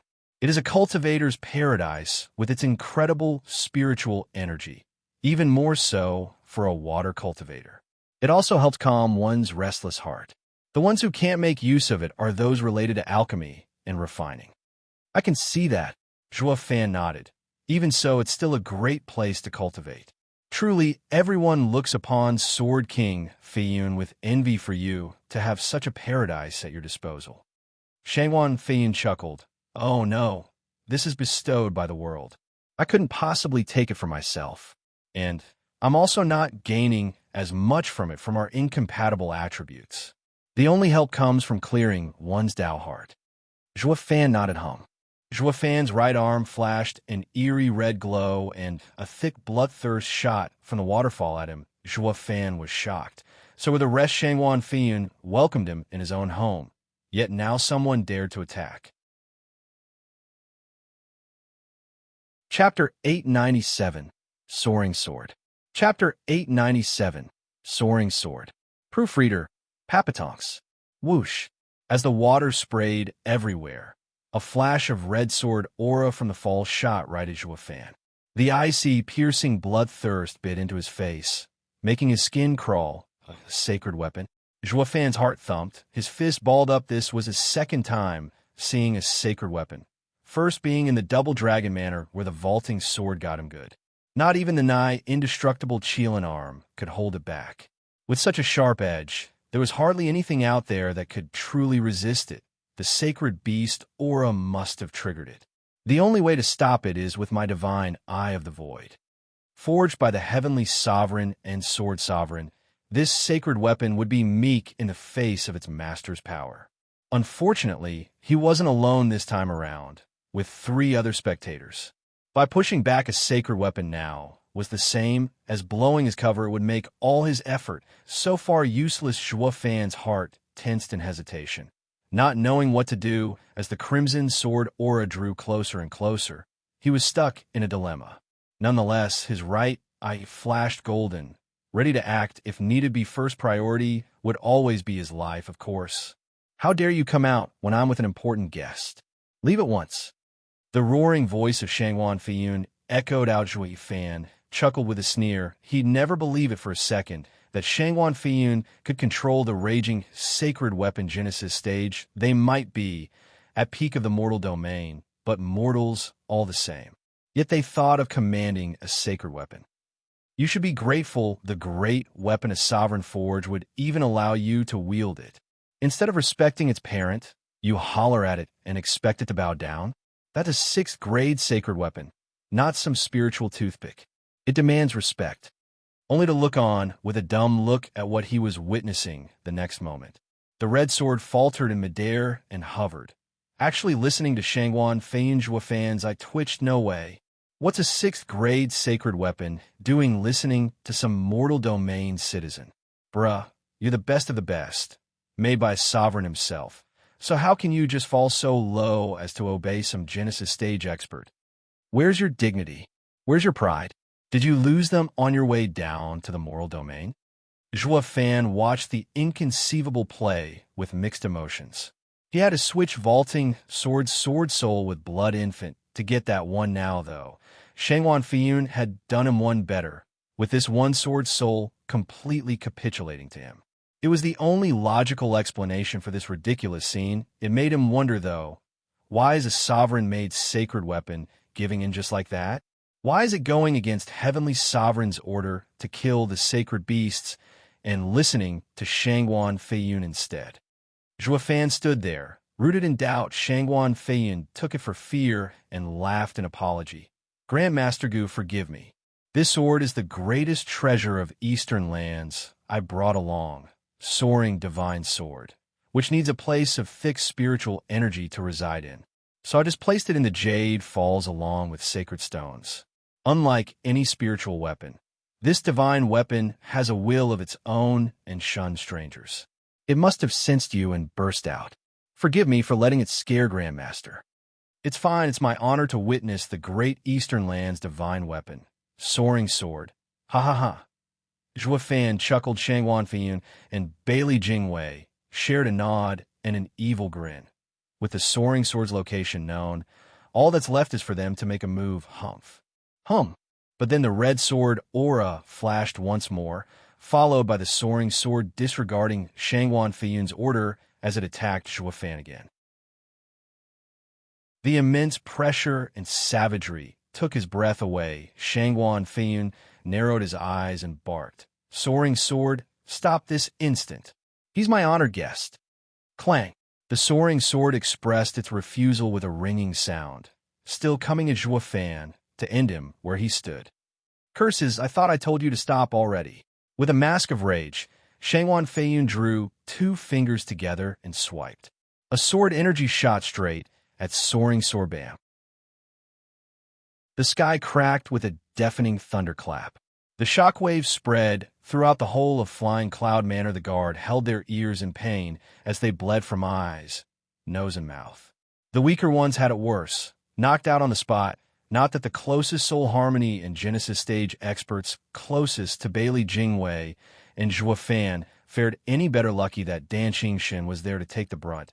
Canceling it with the gale he sent with a casual swipe of his hand, it by no means managed to relieve Zhuo Fan of his frown. Amazed by what he was seeing, instead of feeling fear, soaring sword actually halted at Shangguan Feiyun's attack, even if it kept shaking in midair. This can't be. Zhuo Fan was stunned once more by the soaring sword. The sacred weapons were outrageously strong. He should know, since just one meager sword energy was enough to pierce his Qilin arm. How is it that now some guy's attack got it stuck? Zhuo Fan was finding it hard to accept. Is that attack so much stronger than the sacred weapon? That's absurd. Even if it wasn't a sovereign-made weapon, it's a 6th grade sacred weapon for a reason. It just can't be so weak as to be trapped under some mortal's attack. But reality couldn't be denied. Sword King Feiyun held more strength in handling Heavenly Sovereign's sacred weapon than he who used Tricks Hum. The soaring sword rang as it shook in the air, but it was soon apparent it was growing weaker. Shangguan Feiyun kept his fingers out all this time. Getting weaker? Then get back in there and recover. Don't let me catch you bursting out and scaring my guests again. Shangguan Feiyun flicked his hand, and the Shangguan Feiyun was flung back. It tumbled through the air before entering the waterfall. Zhuo Fan eased a breath, giving Shangguan Feiyun a long look. He really is the best in Eastern lands for a reason. Grandmaster Gu, everyone, I must apologize. I don't know what has gotten into that divine sword to scare you. Please forgive me. Shangguan Feiyun looked contrite as he cupped his hands. Bailey Jingwei laughed offhandedly. That divine weapon has always been weird. It must be our sudden arrival into its domain that provoked the divine weapon. No apology necessary. We wouldn't have gotten to witness Sword King Feiyun's great skill otherwise. Sword King Feiyun's soaring sword art has improved even more. Ha ha ha. Prime Minister, there's no need to joke. I take full responsibility for this mistake. Shangwan Feiyun chuckled and turned to Zhuo Fan. I must have startled you, Grandmaster Gu. Why don't you go to your room, now that it is ready, and rest for the day? I shall be personally giving you a tour of the garden tomorrow, and use the chance to get closer. Zhuo Fan bowed, looking disturbed, but forced a smile. Sword King is too kind. I can only accept the offer. Let us continue tomorrow. The others bowed, and Danxing Shun said, I'll show Grandmaster Gu to his room. At the nod of the other two, Zhuo Fan and Danxing Shun walked out of sight. Bailey Jingwei whined out of earshot. Shangwan Feiyun, I only asked you to reveal the soaring sword to Grandmaster Gu to patch up the map, but you went overboard with making a scene and scaring him as well. He's just a radiant stage cultivator. What if you scared his wits away too? How are you going to find me another talent with the potential to become the best alchemist in the world? Prime Minister Bailey, it wasn't me. Shangwan Feiyun frowned. Bailey Jingwei gave him a look. Who else is there? You're the only one in the flying cloud manor that commands the soaring sword. That's just it. Shangwan Feiyun gave a perplexed sigh. I wanted to lead him to Jade Falls to give him a peek of the soaring sword. But for some strange reason, the sword came out by itself and attacked Grandmaster Gu. It had such a thick bloodlust, too, that it overrode my command. This has never happened before. Bailey Jingwei frowned, filled with doubt. Doesn't being a stranger have anything to do with it, I wonder? The manor is filled with strangers, but none triggered soaring sword's bloodlust. Just what is going on here? Shangwan Feiyun gnashed his teeth, his eyes flashing. Chapter 898, Sacred Weapon Get. Chapter 898, Sacred Weapon Get. Proofreader, Papatonks. In the peaceful gardens, an old man and a youth walked shoulder to shoulder. The guards didn't mind them once Zhuo Fan saw the coast was clear and gave Danxing Shun a questioning gaze. Old Dan, how come Shangwan Feiyun has such an easy time controlling the soaring sword? Back in Double Dragon Manor, the vaulting sword got me good. Its power isn't something just anyone can block. Can't you tell? It's because he grew up alongside the sword and understands its nature. Danxing Shin glanced at him. It only worked to puzzle Zhuo Fan more. What's that supposed to mean? Boy, why do you think the factions covet the 5 divine weapons that can become guardian divine weapons? Danxing Shun had a smirk on his face. Zhuo Fan blurted. Since the 5 divine weapons are outstanding, can cut anything, making the wielder fight 10 at a time, and can even kill a stage above the wielder. There's nothing strange about being called a guardian divine weapon either. Ha ha ha, wrong. What you describe, there is anything with a sharp edge. Not nearly enough for a divine weapon to earn the respect of all experts in the world. Why would the invincible sword be afraid and desire them then? I guess you haven't entered Double Dragon Manor yet. Ha ha. Do you want to know why the 9 sects of Western lands would just send their disciples thousands of miles away to fight in the Double Dragon Gathering for the chance to cultivate in the Double Dragon Manor? Since Double Dragon Manor monopolized the sacred stones, right? Zhuo Fan continued with a frown. Sacred stones are the fastest way to groom outstanding disciples and guard Western lands along with its resources and interests. What other reason is there? With a teasing grin, Danxing Shin nodded. You're not wrong there. But sacred stones aren't limited to having a thick spiritual energy. They can also wash one's marrow, improving a cultivator's constitution. As for the most important reason, well, haha. Danxing Shin pointed at his head. Brains? Zhuo Fan lit up. Danxing Shun rolled his eyes. Speaking of brains, there are many wise men out there who can use their heads far better than cultivators.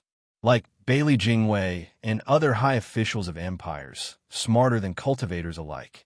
Why is it that the Double Dragon Manor didn't invite them over? You mean insight? Danxing Shun's eyes shone, his voice firm. Cultivators gain insight in the world around them. It's a must to learn all the arts and skills out there. The level of insight will make 2 cultivators feel completely different despite using the same skill and having the same cultivation. Double Dragon Manor is holding their contest to look into the sex for seeds with high insight. I'm sure you noticed by now that power isn't enough to get you in. While insight and power go hand in hand, it's not always the case. You've seen the four girls array at the gathering, how weak it was. Yet they got invited anyway. This is the reason. That array holds the world, giving the four girls value in being nurtured. Zhua Fan raised an eyebrow. Having mentioned Chu Qingqing's group, Dan Shun reminded him of his pain. But he soon recovered. What's that got to do with the 5 divine weapons? Plenty. Dan Shun turned grave. The divine weapons can open one's mind, helping the user understand better arts and skills. That's understanding, not learning. It's not just handed to you on a jade slip, but something you discover out of nowhere. This is insight. A low insight blocks you from understanding the inner workings of the world and its Tao, while also stopping you from gaining a unique skill of your own. It's why I have twin souls and the dragon cleaving art. Everything stemmed from the insight the vaulting sword invested in me. The same applies to Shangguan Feiyun's soaring sword art he understood from the soaring sword. Almost every top expert of the lands has their power stemming from the understanding of the divine weapon. The level of their strength is set apart only by their insight. The most known is Invincible Sword Bailey Yutian. That old freak's sundering sword art has reached perfection. Nothing and no one can stop him. But it's not enough to make him relax, fearing there might be someone out there that would gain equal insights from other divine weapons like he did. That's why, shuddering, Zhua Fan was so overwhelmed he blocked out Dan Shun's last words. He came to know a shocking secret. The 5 sacred weapons weren't just in the 6th grade, but also contained Sword Sovereign's sword path. The mortal domain cultivators were walking the path of the sword sovereign treaded through these sacred weapons. That's why Shangguan Feiyun can control the soaring sword. He got most of the soaring sword's core sword skill that the soaring sword is based on. Heaven Trailing Sect's High Venerable's words came to mind just then. He was near the vaulting sword and understood in 3 days his unique skill. Heaven Trailing Sword, only his contact with the sacred weapon was very short, making his understanding lacking compared with Shangguan Feiyun and Dan Shun, who had great insights on top of being around the weapons for longer. This was not to say the Heaven Trailing Sword wasn't in a league of its own. Now that was a unique skill. It meant that Shangguan Feiyun and Dan Shun, who spent their days understanding the sacred weapon, more fully comprehended the sword sovereign's sword. They, of course, were even more amazing. Zhua Fan now lost all his disdain for the top brass of the mortal domain. Looking at it from a certain angle, they were training in the arts of sacred domain. With the knowledge a sovereign left behind, Zhua Fan turned serious, regretting how he had the vaulting sword with him for 2 years, yet it was used as nothing more than a glorified paperweight, having learned nothing from it.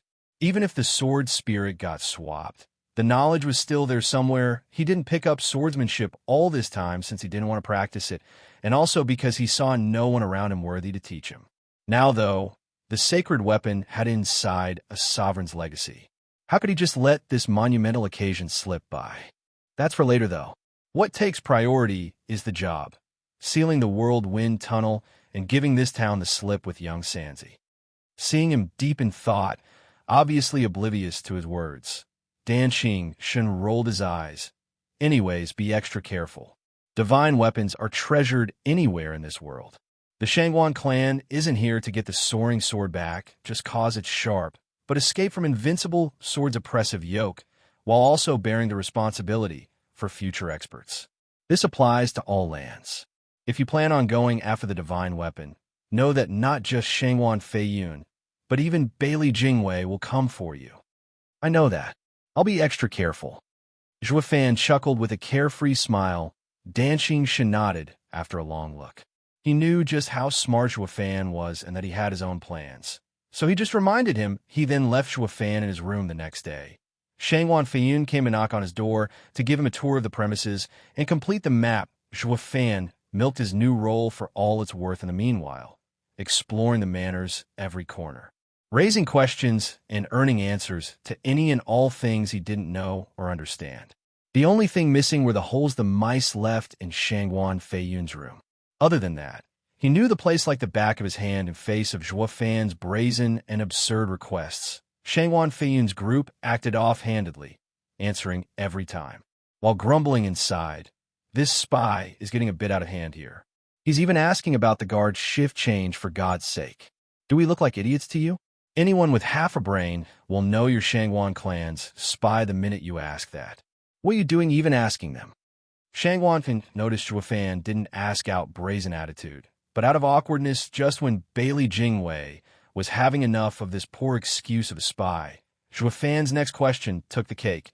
"I wonder if there are any secret escape tunnels out of the manor." "Not telling." Shangwan Feiyun's face twitched and chuckled. "Grandmaster Gu, how can Flying Cloud Manor have something like that? Why are you asking anyway?" "Run." Zhuo Fan spoke with utter conviction.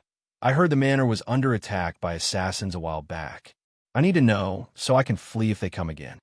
Shangwan Feiyun gave him a long look. This was a sore spot for him. Why is he so cheerfully asking about it? Isn't he scared I'll suspect him? Bailey Jingwei was far more astute. "Grandmaster Gu isn't as green as I thought. He knows how to probe for information. Flying Cloud Manor has the Sword King. There's no thief who dare enter here, and we'll be returning to the imperial capital soon. We'll need Grandmaster Gu to look after the Crown Prince's conditions soon." Bailey Jingwei's meaning was clear. "I came for the Crown Prince and have no time to dawdle around. Do what you need, attack the manor while at it, but I'll be going either way." Zhuo Fan smiled and nodded. Meeting Bailey Jingwei's eyes and sharing agreement, the 5 days flew by, and Zhuo Fan's map was made whole as a result. Though he wasn't exactly keen on giving it to the Shangwan clan, as the Soaring Sword and the Jade Falls happened to be in the same place, he and them now had a conflict of interests. He needed lots of time for his job, and that meant the Shangwan clan had to fight it out with Shangwan Feiyun, preferably elsewhere. Chapter 899, Reporting. Chapter 899, Reporting. Proofreader, Papatonks. Grandmaster Gu will be setting off first thing in the morning. The dawn of the 4th day came, yet Zhuo Fan hadn't even asked to go back to his home, while Bailey Jingwei had since been wanting him to do so from the start. So he gave Zhuo Fan the perfect excuse to report back. Going to Imperial Capital will mean seeing His Majesty and then His Highness to cure him. Things will get very complicated for a long time, making settling your family hard. You're going to have to leave your family for a while, Grandmaster Gu.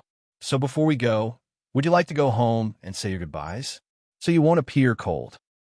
Zhuo Fan smiled, getting the gist. Prime Minister is so thoughtful. It's my intention as well.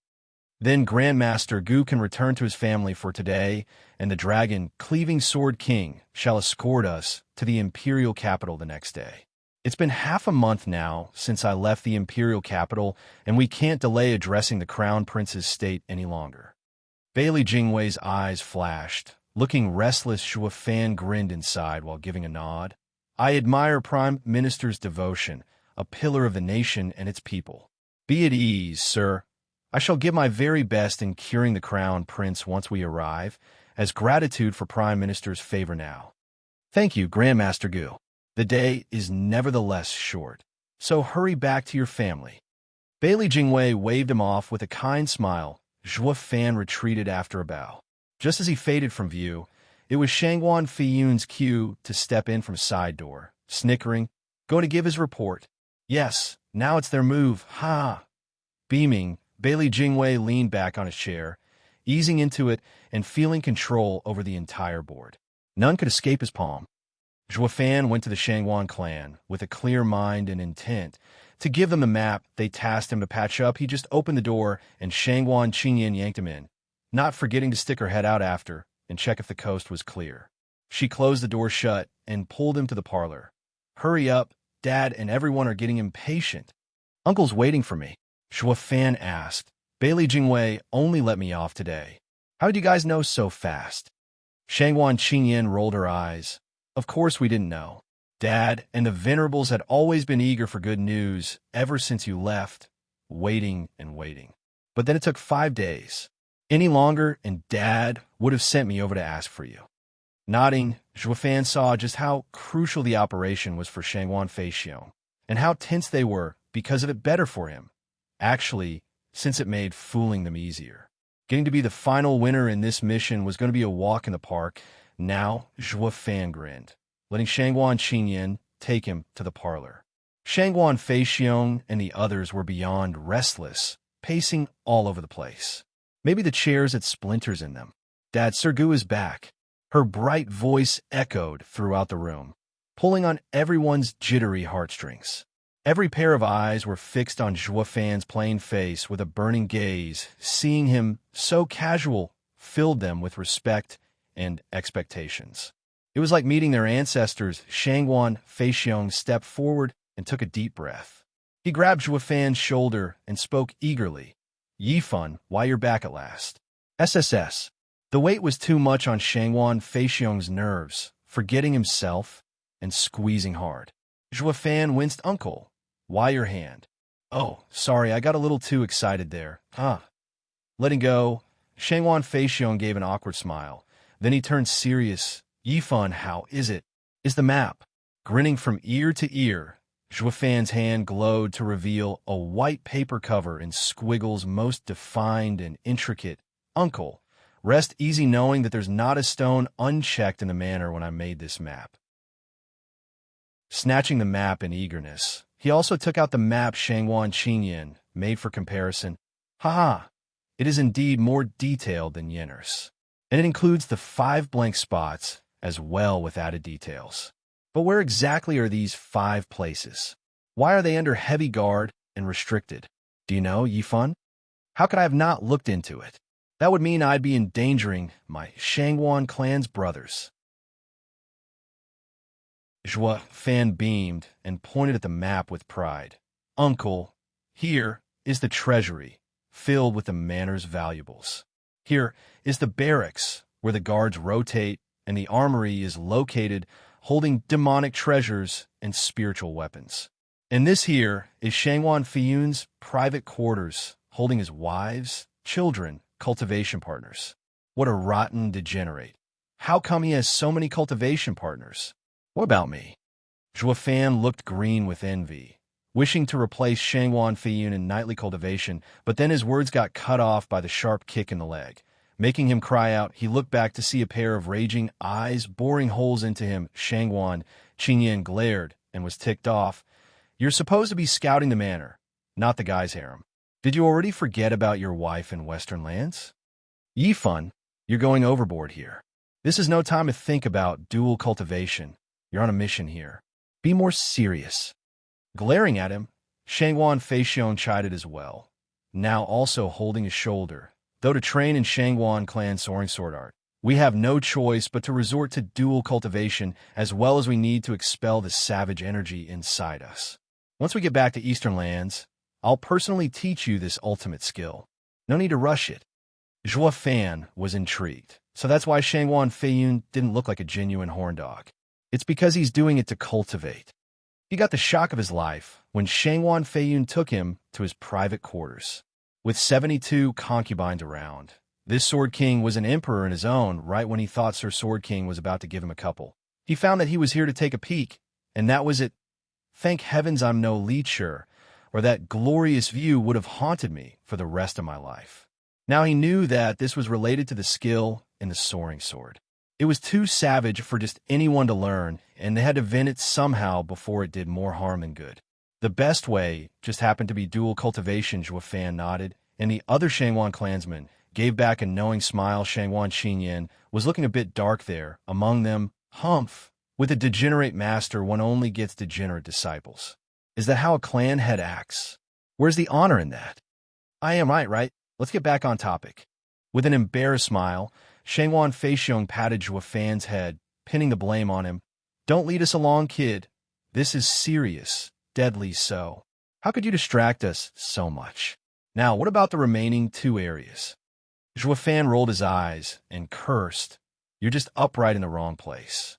I hardly ever did dual cultivation myself while your clan does on a daily basis for cultivation. You have the nerve to point your finger at me?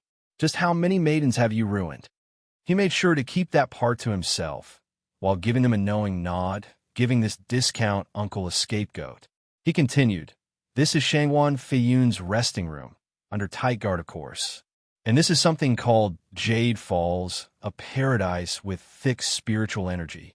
It is here where I saw a peculiar item, Eastern Land's divine weapon, Soaring Sword. Soaring Sword is in there." Shangwan Feixiong's eyes shook, his face filled with joy.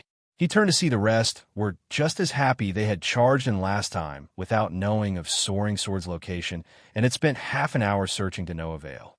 Now they knew where it was. They had a target to follow. The mission will work. Everyone was excited, with Shangwan Feixiong's face growing red, unable to calm down. Chapter 900. Real and Fake Maps. Chapter 900. Real and Fake Maps. Proofreader, Papatonks. Yifun, you've done exemplary work once more? Ha ha.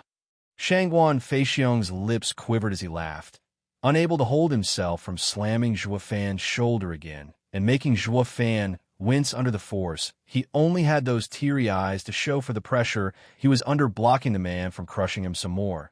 Zhuo Fan beamed. "Uncle, are you after the Soaring Sword?" "Yes, with how you've done the clan such great service twice. I'll tell you." Shangwan Feixiong sighed. The highest powers of Shangwan have gone through a great journey from the eastern lands to the central area. But it wasn't to get the traitor Shangwan Feiyun, since we couldn't defeat him even back home, to say nothing in his own turf. We did it all for the greatest treasure of eastern lands, Soaring Sword. It must be hard to imagine just how important it is to us. Zhuo Fan kept his understanding of the matter silent, though if it weren't for Dan Xingxin's mention, he'd still be oblivious of the 5 sacred weapons roles. That the sacred weapon was not just a single man's strength, but the glory of a clan. Of course they'd go through hell to get it back. Shangwan Feixiong took his silence for ignorance and chuckled as he thanked. "Anyway, Yifun, because of you, Shangwan clan's glory will continue. The clan will never forget what you've done for us. You're our most glorious member." "Really? Does that mean I can strut around the clan?" Raising an eyebrow, Zhuo Fan chuckled. Putting on a mischievous act, Shangwan Feixiong laughed, and the rest no longer disdained him, but found this step-young master to be trustworthy and valuable. Even cute Shangwan Yulin was the only one watching from way back with a poisonous stare. Shangwan Feixiong signaled the men to calm down and looked at them with confidence. "Men, we've been at odds because of the dangers regarding the mission. Now I dare say this chance is providence. With this map, the Flying Cloud Manor can have 2 Sword Kings and can have Bailey Jingwei, but it means nothing. We will strike fast, take the Soaring Sword, and return to Eastern Lands at once. And they won't be able to do anything to stop us." Uncle, I don't know about 2 Sword Kings, just that Flying Cloud Manor only has Shangwan Feiyun." Zhuo Fan grinned. Shangwan Feixiong started. "What?" "Ha ha ha. Bailey Jingwei is worried about the Crown Prince's condition and wants to take me as the main alchemist back to the imperial capital, with the Dragon Cleaving Sword King acting as guard." Zhuo Fan muttered. "That's why Bailey Jingwei had me return today, to look after my family before we go tomorrow." Shangwan Feixiong looked at him long with a stumped gaze. "You're serious?" "Bailey Jingwei said it himself, and so did Dragon Cleaving Sword King. It has to be real." Zhuo Fan said. Shangwan Feiyun shuddered, then finally reacted. "Ah, providence indeed. Heaven has blessed the Shangwan clan. Bailey Jingwei and Dragon Cleaving Sword King are leaving, with only Shangwan Feiyun remaining. Now our success is nigh. Ha ha! Congratulations, clan head. With heaven's gift, we will succeed for sure." The rest joined in with their excitement. Everyone was happy. So much so they were acting as if it was a blowout, like the Soaring Sword was in their hand. Shangwan Feixiong used the lively spirits to work on the plan of attack on the manor for the second time. Looking at them fired up, Zhuo Fan had a quirky smile. "On this earth, it's not providence, but me helping you. Though I do have to thank you for helping me as well. Ha ha." Whoosh. Hours passed, and after intense debates, Shangwan Feixiong's team settled on a strategy. They would engage 3 days after Bailey Jingwei left, standing in a somewhat hidden corner. Shangguan Yulin learned of this and slipped away to a secluded spot to send a jade slip flying towards the manor, darting his head around. Looking for any faces, Shangguan Yulin returned in equal silence to his room. Closing the door, a quite familiar darkness took him once more. His senses were blind in this abyss. Unable to see his own fingers' face twitching, Shangguan Yulin's heart reached rock bottom, lamenting his fate as he groveled on the ground. He banged his head 3 times and declared, "Greetings, master." "Ha ha ha. You're looking quite sharp this time around, kid." "Master, it's only natural for a disciple to greet this master with the respect Sir deserves." With a revolted look, Shangguan Yulin looked to be used to it by now, being as meek as a wee lamb. Zhuo Fan's eyes shone. "I must say, you've elevated your shamelessness to a whole new level. You truly live up to the title I bestowed upon you, degenerate demon." "Huh." Shangguan Yulin turned a deaf ear, his face stony. "Well, that's enough small talk. Where's the map?" Zhuo Fan squinted, cutting straight to the chase. "And before you say it's not done yet, I saw the kid return with my own eyes." Shangguan Yulin inhaled deeply and revealed a white paper, a copy he made. "Master, I prepared this map of the manor for you. I ask that master receives it." "Well done for being tactful too." The map flew into the darkness, and Zhuo Fan inspected it. Is Shangguan Yulin that sincere to not mess with it at all? Soon, though, Shangguan Yulin looked at the abyss and reported, "Master, you must be after the soaring sword as well, right?" "Well, aren't you chatty?" Glancing over, Zhuo Fan said, "What's it to you?" Shangguan Yulin paused and said, "If yes, I urge Master to act 3 days later." "Why?" "It's the same day that Shangguan clan will attack, and Master can use the chaos to your advantage." Shangguan Yulin sported a nasty smirk. Zhuo Fan mocked. "Why are you so nice to me? A master a day, a father for life. I can no more be rude to Master than I could denounce my own father." Shangguan Yulin raised an eyebrow as he spouted corny stuff with a straight face. Zhuo Fan had a total disbelieving, mocking tone. "What about your clan or your lord? They are nothing compared to Master." With a wide smile, Shangguan Yulin said, "Only you dictate my fate." Zhuo Fan gave him a long look. "That does make some sense. Also, Master, you know that I'm working for the Flying Cloud Manor. That means the Shangguan clan's attack to get the soaring sword will be a trap. Master would gain nothing if you plan on taking the divine sword from them." Shangguan Yulin gave another deep bow, as if advising Zhuo Fan. Zhuo Fan faked anger. "What's that supposed to mean? First you want me to use the chaos to my advantage, and now you're telling me not to? Are you mocking me?" "No, that's not it, Master." Shangguan Yulin snickered. Barging into the manor after Shangguan clan isn't a good plan. Only when the 2 sides fight will the chance become obvious. It won't get any easier than then to steal the divine sword. That's why I suggest Master capitalize on this diversion to get away with the sword." Zhuo Fan squinted. "Speak." "Master, please consider giving the map a careful look.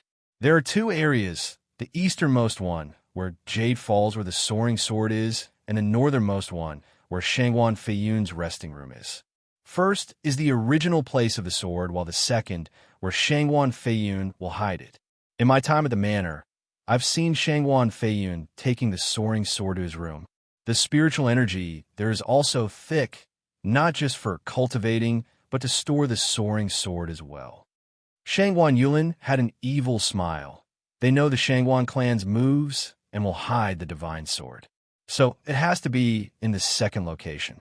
When the 2 sides meet at the Jade Falls, Master can slip into the Sword King's room and steal the sword with none the wiser. Talk about twisted words. Zhuo Fan had a cold smile, having turned every pebble over in a manor. There was no one who knew the Flying Cloud Manor better than him.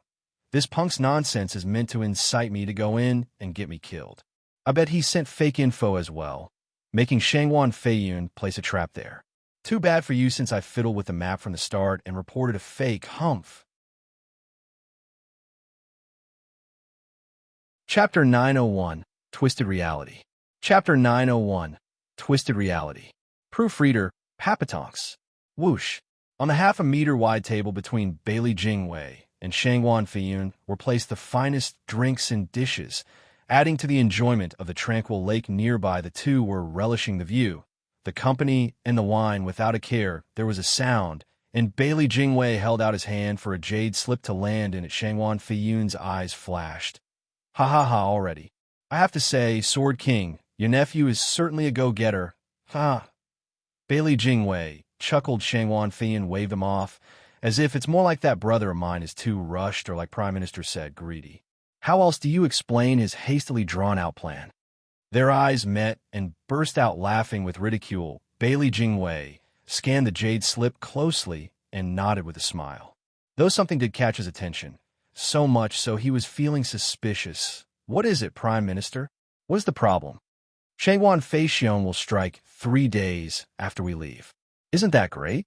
The trap is set, and all that's left is for them to spring it. Prime Minister, is there something nagging you? Shangwan Feiyun looked curious at first, but dismissed his worries after he heard the info inside the jade slip. Bailey Jingwei's doubts remained. Shangwan Feiyun plans to raid the Jade Falls with his experts, while the 3 strongest venerables will be going after your resting room to kill you. If all goes well, great, but if not, they will hold you back while the others steal the soaring sword.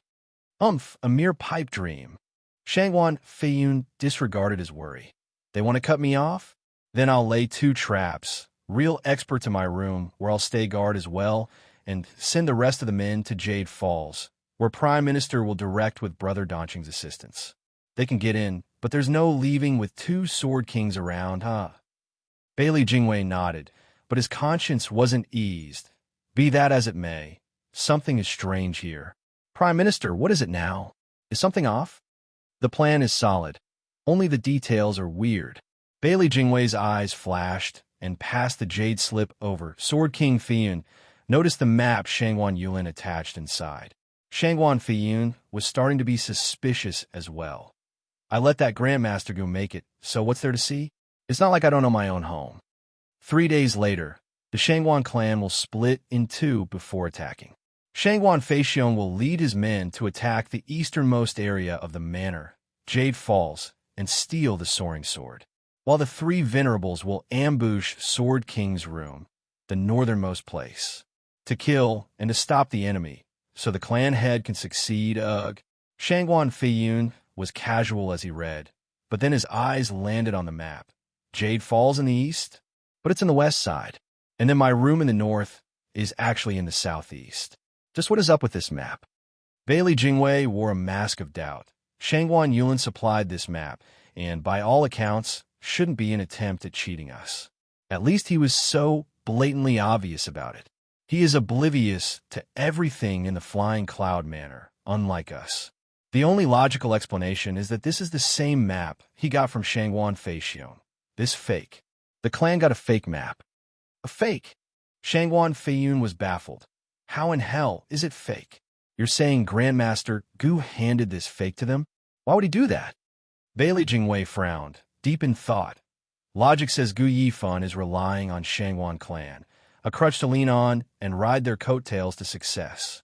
But he gave them a fake map, botching their plans and turning from their confidant to a traitor. He only gets to lose from it. Is he committed to becoming the Sword Star Empire's alchemist? Is that why he's breaking it off with the Shangwan clan? That's not right either, or he'd be throwing his lot with us by using the fake map to catch the clan in one fell swoop.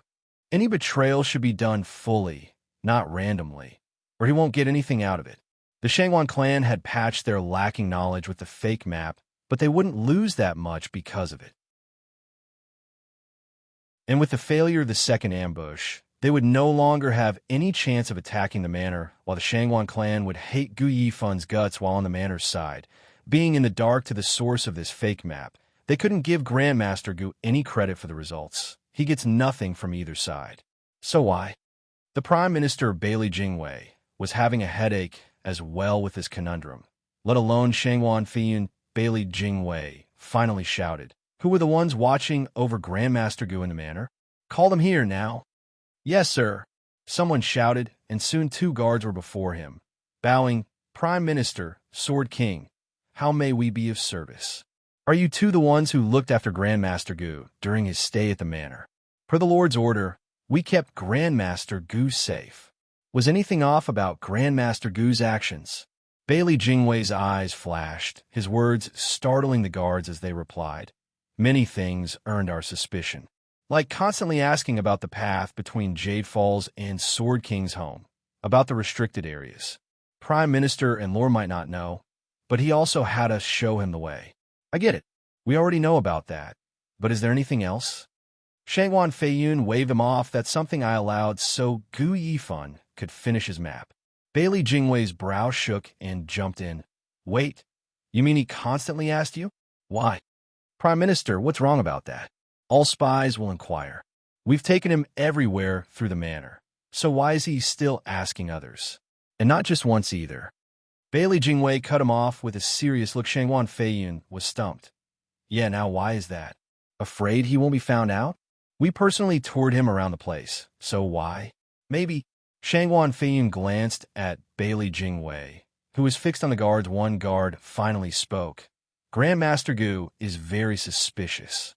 He kept saying he'll go to Jade Falls, but always ended up at the barracks saying the manor was too big every time. All right, we get it. You may go. Bailey Jingwei dismissed them. The guards bowed and left puzzled. Bailey Jingwei chuckled. Sword King, you get it now. Of course, the guy has a direction problem. Shangwan Feiyun's face twitched and sighed. Who'd have thought a great 11th grade alchemist ends up being directionally challenged? What makes it worse, he's a spy. Ha ha ha. Well, that's a first, using a guy with poor direction as a spy. Of course, the map is all jumbled, not knowing which is north, south, east, or west. I bet Shangwan Feiyun would have spurted blood feet high if he knew his map was drawn by a disoriented guy. Huh? Bailey Jingwei smiled. Nobody's perfect being drafted by them. He acts like the terrible spy he is. Of course he's liable to slip up. Ha! Slip up? Such poor direction is worse than anyone's. Shangwan Feiyun mocked, but then frowned. Though, are you sure he's directionally challenged? An 11th grade alchemist at that? Bailey Jingwei's brow shook and paused. This is the only explanation for what I know so far. Consider him having poor direction. Then our plan. We stick to it. The only change is that we'll be following this fake map. Bailey Jingwei grinned. Even with the twisted reality thanks to the fake map, the Shangwan clan will be caught all the same. Shangwan Feiyun nodded. I thought of moving the soaring sword, just in case, but since the map is fake, there's no point. Chapter 902. 'Twas the night before the ambush. Chapter 902. 'Twas the night before the ambush. Proofreader, Papatonks. Dad, are they really dragging the fight elsewhere? In the pitch-black night, only the moonlight was shining some light upon the world, giving it a chilling air. The many houses in the city had their own faint yellow candlelight. In hope of dispelling the coldness, Gu Santong lay in bed, eyes staring at Zhuofan, polishing his demonic sword under the lamplight with an evil grin. Zhuofan replied, Yep, flying cloud manners move hinges on Shangwan clan's attack, while Shangwan clan's moves are following the map I provided. By now, the same map should be back in the manor. Ha ha ha. This way both sides' actions are under my control. They'll fight wherever I want them to without a choice. Humph. Zhuofan looked mighty pleased with his handiwork, confidence stemming from manipulating the whole board and its rules. What will we be doing then? Gu Santong muttered, could we help Shangwan clan after he set up the drawing array in the Jade Falls? Zhuofan gave him a glance before fixating back on his precious demonic sword. Who cares about them? We do our own thing and ignore the rest so as to not invite more trouble. Flying Cloud Manor now has 2 Sword Kings and a Prime Minister on top. The Shangwan clan stands no chance. I use Shangwan Yulin to send fake info and scatter their forces. That should be enough breather for the Shangwan clan. They'll not like it'll be for long. When the experts waiting in Shangwan Feiyun's room realize the attack won't be coming, the trap stemming from the fake info I had Shangwan Yulin send will collapse. When the 2 sides converge, the Shangwan clan will fall, but it's not certain if they will get wiped out. But their annihilation will work in our favor, their dying struggle buying us time to set the array. At least they died for something.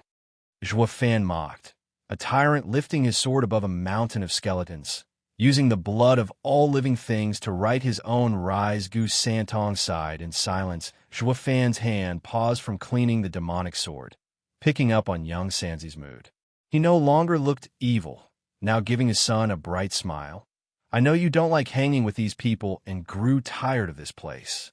Anyway, these 3 days will go by fast, so just bear with it. Ha ha ha. Then according to Shangguan Feixiong's plan, the experts will attack while the juniors will leave. You'll slip away from them in the meantime to where we established.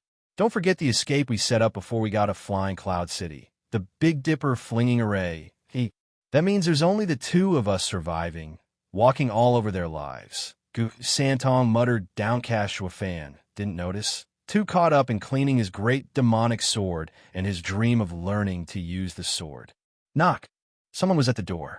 Zhuo Fan paused from cleaning and asked, Who is it? It's me. Zhuo Fan heard Shangguan Qingyan saying, Mr. Gu, are you free? What's this chick up to at this hour? Giving Gu Santong a puzzled look, Zhuo Fan knew he had to reply, I'll be right there. Zhuo Fan gazed upon the frail figure as she stepped in. What got you coming here so late? Is young Sanzi asleep? Shangguan Qingyan was being awfully subtle. Zhuo Fan gave a casual answer. Kids are in bed at this hour. What are you? Come with me. Shangguan Qingyan cut him off by pulling his hand outside, in the back, then relaxed, seeing no one around. No one will disturb us here. Disturb us? Zhuo Fan watched the clear face reflected in the moonlight and rubbed his hands. Miss Shangguan, first you made sure young Sanzi is asleep, and now you invited me in this secluded area. Ha ha ha. I'm shocked by your forwardness. I know my charm, and I am quite fascinating that some girls just can't keep away from me, but I'm a married man and have a child. I'm not that kind of guy. But since you insist, I guess The sudden attack had him crying out. He saw Shangguan Qingyan pinching his thigh and twisting hard. Zhuo Fan struggled out her clutches. What was that all about? Why else if not for talking trash? Shangguan Qingyan huffed and glared. I asked for you for a good reason, but your mind is clearly in the gutter. The only reason you're still conscious is because you're married. Zhuo Fan ignored her tantrum. How noble of you, despite being in a clan that trains in dual cultivation to vent. Isn't Uncle a married man, too? It's because the Shangguan clan's men are like that, so I can't stand it. Shangguan Qingyan waved her angry fist around, though she put it away without using it. Fine, let's just forget it. But you must get your wife back. Focus only on that, and don't do anything that might break her heart. Zhuo Fan shook, his face heavy. What's it to you?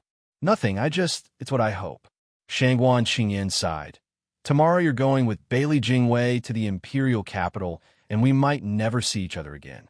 But don't worry, I'll look after young Sanzi and do my best to find his mother, so that all of you will be reunited.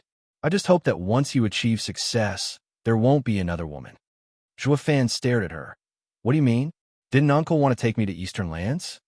Dad did promise you that, but now, Shangguan Qingyan gave a wry smile. Everything's changed. Dad is the clan head, and sometimes the clan's future comes first, at the detriment of being disloyal on occasions. If you were still the same Gu Yifan that lent us your house to hide, Dad would have taken you. But Bailey Jingwei treated you as his most honored guest. And now, having helped the clan draw out their attack plan. Words came hard to Shangguan Qingyan the longer she spoke. They decided to be practical. Practical, favor you if alive, or abandon you if dead. Shangguan Qingyan looked crushed as she continued. You know that Dad will attack 3 days after you and Bailey Jingwei leave. Regardless of the outcome, there's only 2 endings for you. Bailey Jingwei will find you out for giving us the map, executing you on the spot, or Bailey Jingwei will still see you in high regard, and you will forever remain as Shangguan clan spy in the central area. Didn't Uncle say they'll accept me after the ambush succeeded? Shangguan Qingyan shook her head with a bitter smile. With Bailey Jingwei, the Prime Minister having so many experts at his side and Dragon Cleaving Sword King on top, after Dad gets Soaring Sword, they aren't about to risk it over the likes of you. Their plan is to use you. If you die, the Shangguan clan will be ever grateful, raising young Sanzi as their own. If you live, young Sanzi will become hostage and force you to work for Eastern lands. But don't worry, I will definitely get you back one day. Zhuofan squinted and nodded. Zhuofan's speculation reached this part as well and totally ignored it. He was just that confident since. We'll see who uses who. In a clash between big shots, there's no room for niceties nor kindness, only interest. That was how Bailey Jingwei was, and the same applied to Shangwan Feiyun. So how could Shangwan Feixiong, known for his righteous character, be any lesser? It didn't change the fact they were still going to lose in this endeavor because they failed to even realize that there was another player having sneaked into their little game. Ignorance gets you killed. Zhuofan grinned and nodded. Thank you. No need for thanks, just be careful. If all goes well, I'll be sure to send young Sanzi to you, to help you two be reunited. Shangwan Qinyan spoke with resolve, then bid her goodbye. Zhuofan waited for her to leave. Young Sanzi, come out. The chick is gone. Whoosh. Gu Santong was by Zhuofan's side in a flash of scarlet. The chick spouted so much tripe. Zhuofan snickered, his eyes cold. I've never trusted one of them from the start. My life will always be in my hands. I won't ever give it to anyone else. Zhuofan walked back, patting young Sanzi's head. Come, young Sanzi, this doesn't change anything. Gu Santong nodded, but sometimes peeked behind, and he does care about him. Chapter 903, Blindsided. Chapter 903, Blindsided. Proofreader, Papatonks. Before the rooster could announce the coming of a new dawn, a group of men were packed and ready in front of the Flying Cloud Manor gate. All wore their finest, oozing nobility, yet just 30 of them were so excited they were bursting with joy and glee at their meteoric success. Such are the selected from the Pill King convention, giving them a look of disdain. Bailey Jingwei sneered. Talents like these, and that was already overstating it, were only good as props for his plan. He'll just hand them over to the real alchemists as servants when they got to the imperial capital. Imperial family's alchemist? Huh. Shangwan Feiyun's thoughts were the same, watching these delusional bums with equal scorn thump. A man and a woman were approaching this group with light steps. Bailey Jingwei cupped his hands and sported a vague smile. Grandmaster Gu, have you settled your matters? May we set off? Thank you, Prime Minister, for your concern. Everything is in order. Zhuofan returned the gesture with a light bow before turning to Shangwan Qinyan and putting on a yearning face. I'll be gone for a long time in the imperial capital, and I'd be grateful if cousin will look after young Sanzi. Shangwan Qinyan's expressive eyes were filled with complex emotions, but only nodded. Don't worry, I'm young Sanzi's aunt and will give my all to take care of him. I'll be sure to bring him to you personally and reduce the longing. Thank you. Zhuofan sighed and cupped his hands at Bailey Jingwei. Prime Minister, we can go. All is in order for Mr. as well. Then he shouted, set off. Yes, sir. The guards, over 100, made of Soul Harmony and Genesis stage experts, escorted the others in a grand fashion. Dragon-cleaving Sword King had a flat look at the side, while Sword King Feiyun cupped his hand and saw them off. Shangwan Qinyan watched them go, her worried eyes ever on Zhuofan. Shangwan Feiyun grinned and teased. Miss Gu, Grandmaster Gu will be part of the inner circle now, gaining a nobility rank and having anything he could ever want. There's no cause for worrying either, not with Dan Xingshun and Prime Minister watching over. Everything will be fine, bar treason. You should be happy for him. Ha ha. Shangwan Qinyan's lips fell in dismay, looking at him with a crooked smile worse than crying, only to sigh and leave the minute Prime Minister Bailey is out, seal the city, and impose a curfew. The commanding voice echoed behind her. Those thieves might have slipped away with the visit of Prime Minister, but I'd rather be on the safe side. Comb the city and root them out. I won't tolerate the Shangwan clan causing chaos in my Flying Cloud City. Shangwan Qinyan paused, her face hard as she rushed faster for the Gu household, looking at her so eager to report. Shangwan Feiyun's eyes flashed, his smile particularly crafty. By Prime Minister's plan, we should ease their minds. No, we should incite their greed. Ha ha ha. Minutes later, Shangwan Qinyan rushed into the parlor to see Shangwan Feixiong and his experts waiting for her news dad. Shangwan Qinyan flushed with anger. Shangguan Feiyun will place the city in lockdown and search it for our people once Bailey Jingwei left. He said that he only loosened his guard and gave us the chance to escape only because Bailey Jingwei happened to come. Shangguan Feiyun looked at the three venerables and his experts and saw their nods. It's as we thought. Bailey Jingwei came with the crown prince's matter in mind, and not for us.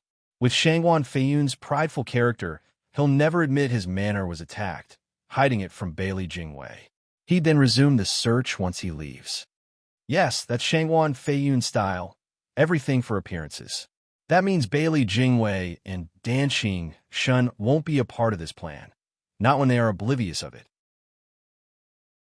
Our enemy is only one, Shangguan Feiyun. Right? Great.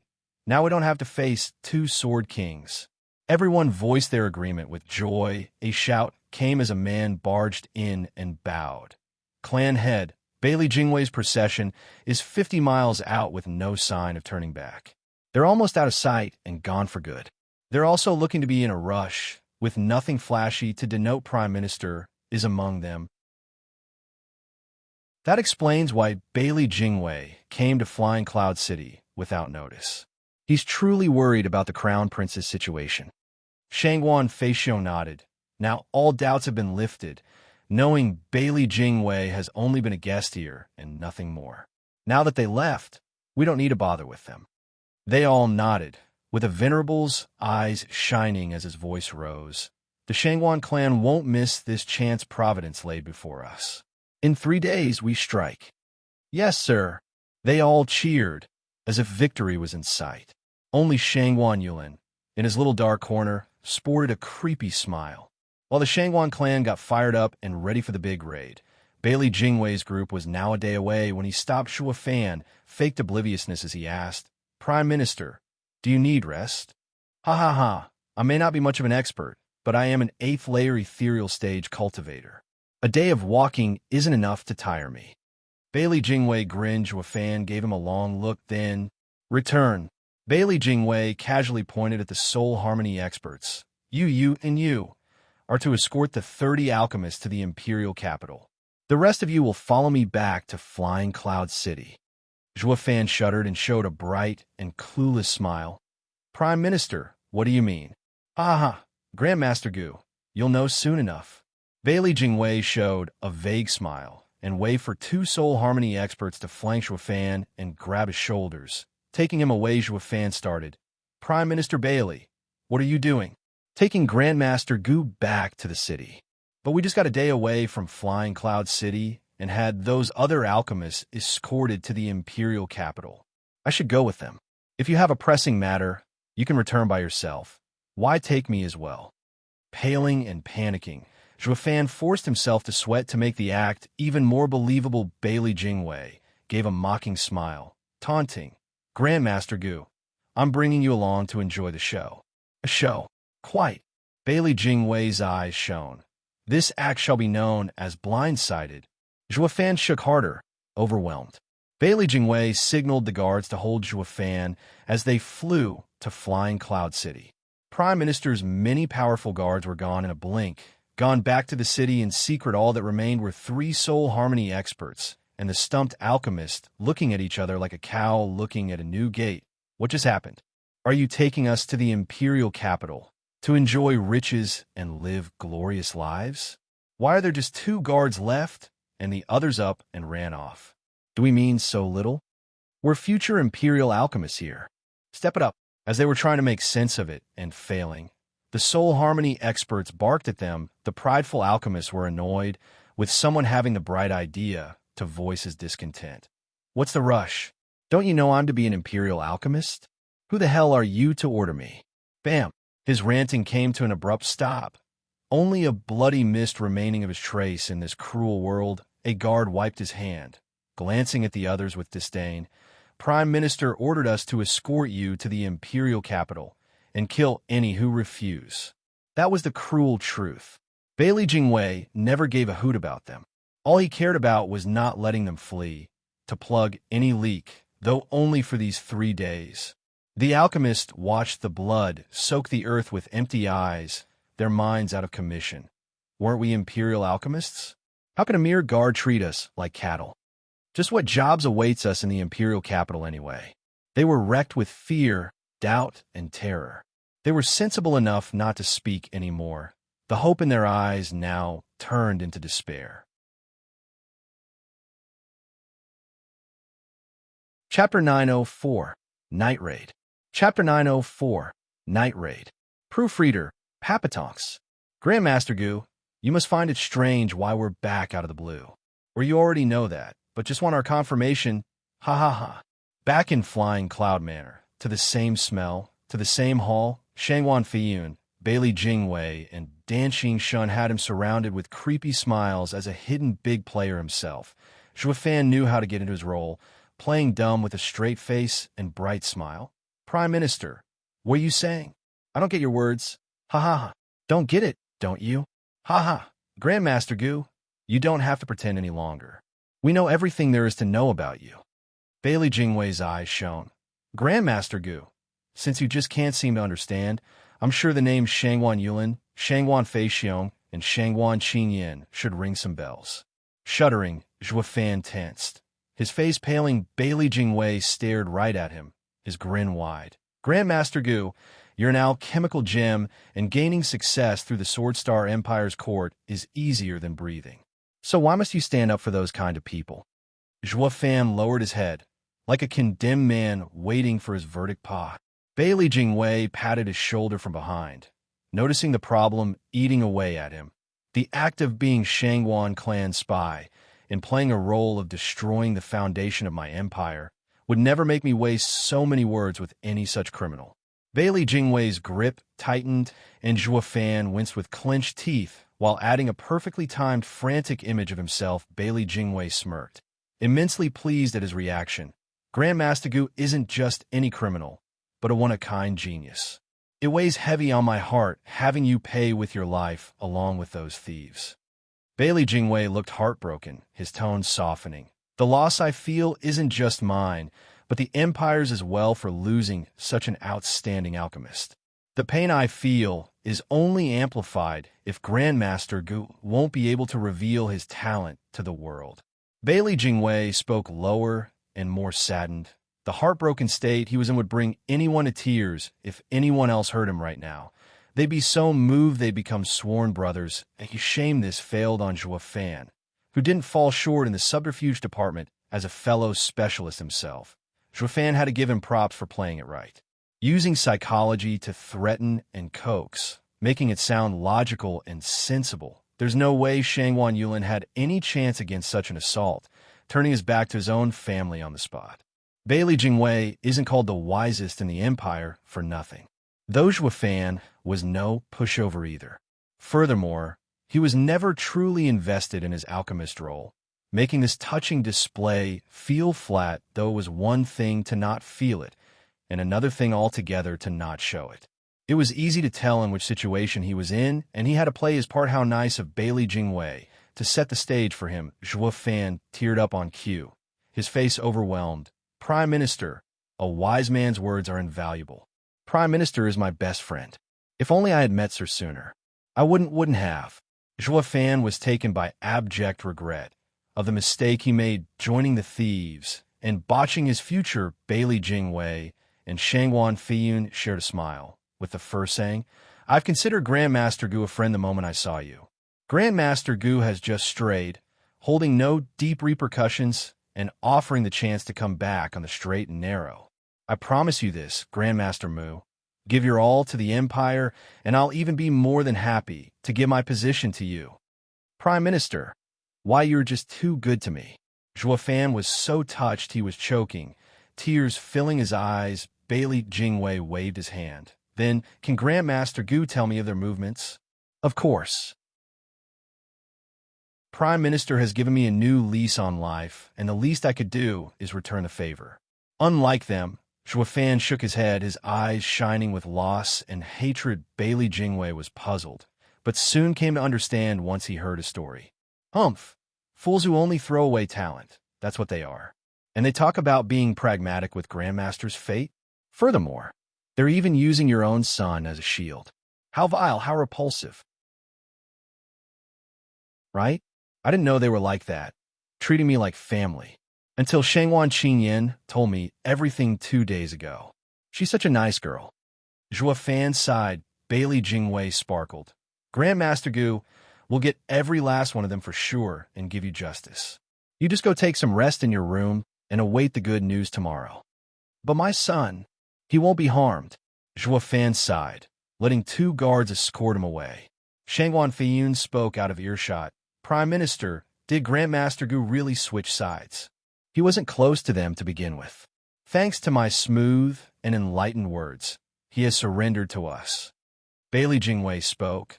Most of what he told us fits with the report Shangwan Yulin gave us through the Jade Slip.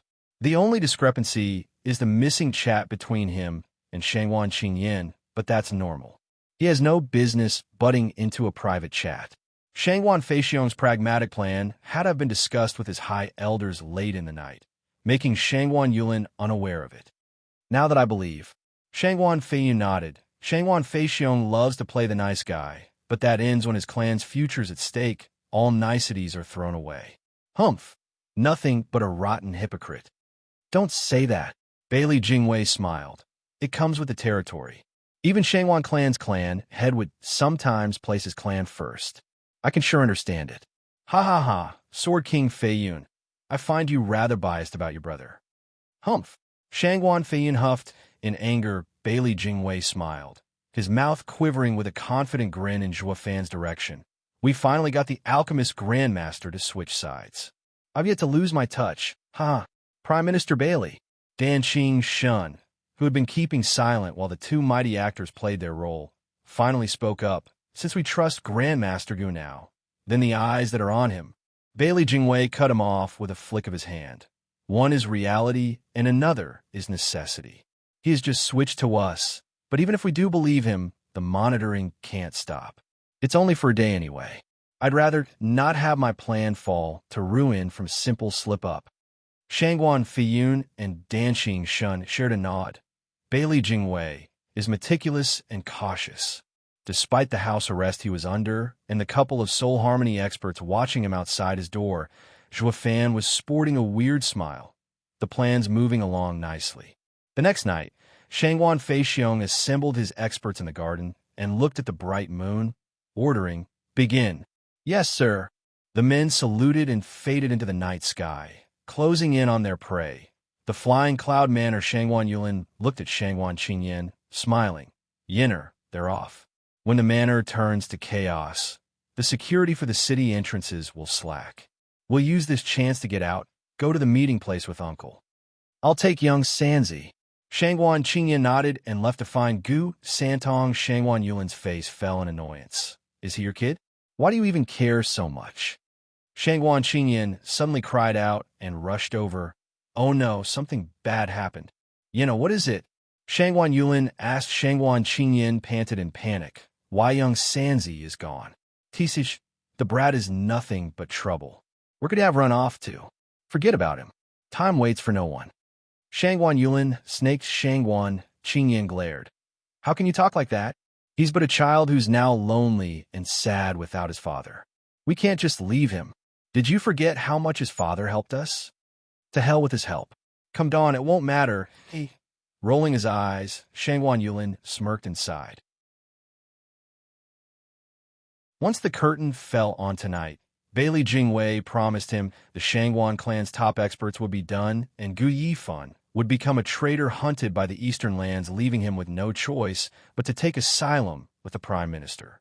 And the juniors escaping from here would be led by him. To restore the Shangwan clan then, as a Central Area spy, he'd work with the Sword Star Empire to unify eastern lands. Shangwan Feiyun would become the leader, and he would become Shangwan Feiyun's right hand, ruling over everyone else. Ha ha ha. Oh no. Shangwan Yulin's fantasy was cut short by a cry. Young Sanzi must think his dad is at the manor, so he must be going there. I never told him his dad left, and his dad didn't say goodbye, fearing he couldn't let go. I have to go to the manor and find him. Yinner, Uncle is attacking the manor. You can't go there. It's too dangerous. Shangwan Yulin grabbed her shoulder, shrugging his hand away. Shangwan Qingyan ran off. That's why I must go. Young Sanzi is just a child. Shangwan Qingyan was gone. Shangwan Yulin gnashed his teeth and followed their exchange was, however, under the watch of a red and cute figure behind a tree, looking on with Gil, Dad, and I want to step on your bodies for our job, but you still went back to save me. Dad, I'm sure you won't step in even if Auntie is about to die. Then, Gu Santong faded into the night. Chapter 905, Sudden Breach. Chapter 905, Sudden Breach. Proofreader, Papatonks. Whoosh. Shadows made use of the night's dark cover to cross the moonlit clearings with ease and arrive before a grand manor. The plaque hanging above identified it as the Flying Cloud Manor patrols of Soul Harmony guards moved about. Ensuring its safety, Shangwan Feixiong witnessed their shift changing, right in front of the manor gate with hardly any attention to their surroundings. Whoosh. Hundreds of Shangwan clan experts, wearing black, struck, having readied themselves for this moment. The earth shook under the thunderous sound as the veritable army attacked, as one with enough force to split mountains. The guards never knew what hit them.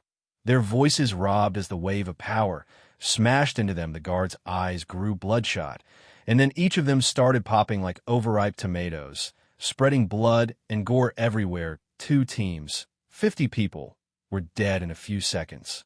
Shangwan clan's experts moved with purpose and speed. Taking the smooth start as a good sign for what was to come, the men ignored the carnage and went deeper. Rumble. The early power wave had shook the whole manor awake in a quaint little room. Sitting at his table, gently picking the rattling teacup, sipping from it, and hiding a peculiar smile, the pale yellow light of a lone candle reflected off his bright visage, and the unmoving Soul Harmony experts behind him. In the hundreds, Prime Minister, they're here. A man holding the candle bowed with utter respect. Unleashing his late Genesis stage power, Bailey Jingwei's face bloomed into a smile. Just wait for them to get closer. Huh. The man nodded and withdrew. Bailey Jingwei snickered and drank his tea. His demeanor, the coldness of those eyes, and the hard face made everyone's hearts shudder every time he placed the teacup down. The manor's under attack. Activate the array. Protect the Sword King. As the earth shook, the manor shuddered with it while the guard captain issued frantic orders. The men nodded and executed their signs. It was not due to the ambush, but having gone through the same terror once before, the images were still burned into their eyes of the time the last attackers just came and went to the manor. What followed was Sword King Feiyun's wrath unleashed upon hundreds of Soul Harmony guards. It was so bad the real estate market experienced a collapse at the sudden influx of empty houses, the fall of many outstanding guard families scattering from ending up broke. A given people always said serving men in power came with its own danger, but working under a Sword King wasn't any easier either. Now it was their turn to be put to the test with another raid. Talk about rotten luck. They could have come earlier or later, but no, they just had to pick tonight when I'm on duty to make sure I suffer for it. Is that it? What did I ever do to you? I don't even know you, so why me? All the guards were outraged at the attack, but equally helpless. They knew their luck had run out, and blaming others wouldn't help anyone. They could only do their duty to the best of their ability, to stop these attackers where they stood home. As the guards finished with their gestures, a faint barrier came to life, covering the core of the manor and dividing it from the incoming thieves. The guard smiled for once. We've done our job, and they can't get in. The joy was short-lived as 3 elderlies appeared before them. Out of the blue, one's eyes shone. It's still a breeze getting in before the defensive array is truly activated. The 3 shared a look and smiled, making their own signs and attacking, their hands extended in a most peculiar stance, intertwined as their index fingers came out from each palm and unleashing devastating power. 3 break the skies as one. Soaring Cloud Luan sword. A savage blade sword wave rushed out, of such power that it felt like a god unleashed it. And all of it was sent at the helpless guards and the incomplete array. Boom! The array formed by 300 guards held all but for an instant. Exploding into nothing, the force ravaged the area, crushing their hearts and blowing them away. The only lucky survivors were around 100 of the original 400 guards. These meager dozens of Genesis stage experts still suffered greatly at the attack. They looked shocked at the devastation. There was nothing around the manor for dozens of miles. All those gardens and trees, lakes and ponds, all gone as to where the sword wave struck, that went on for 50 kilometers. There was a clear, endless line of utter nothingness left in its wake. SSS. The guards gasped in fear at these elders' power. Who the hell are they? They're in the Genesis stage as well, but how can their combined attack be so strong? Not even Sword King can take that. Figures populated the area as hundreds of Genesis stage experts went past the three elders and straight for them. The elders let them take the remaining guards, Genesis stage experts as well. The guards had been too damaged by that ferocious attack to put up any resistance to the rest of the Shangguan clan's strength. Their wails and cries echoed soon after, until silence was once again restored. Shangguan Feixiong grinned. While he lost in his men, it was worth it since the enemy lost scores. The emphasis on this ambush was speed, evident by how fast they went through the entrance and the second line of defense. Even he found it astonishing how smooth it all went, and smiled. At this rate, we'll be in and out of Jade Falls with the soaring sword before Shangguan Feiyan even gets wind of us. Ha ha ha. Shangguan Feixiong spurred on. Let's push on. Yes, sir.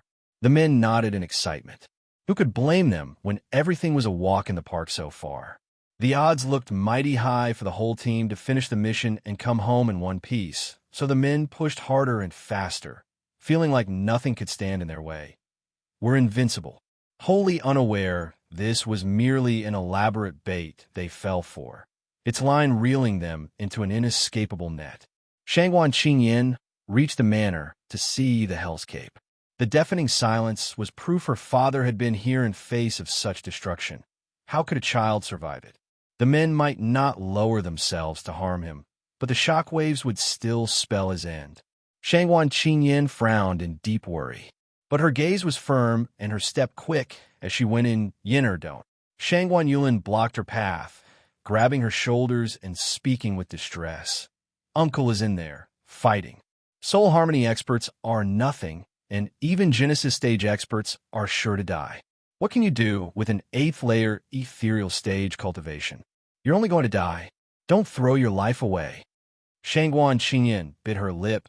No, since I am in such danger, that means young Sanzi must be having it worse. Who cares? He asked for it. He's a brat causing trouble.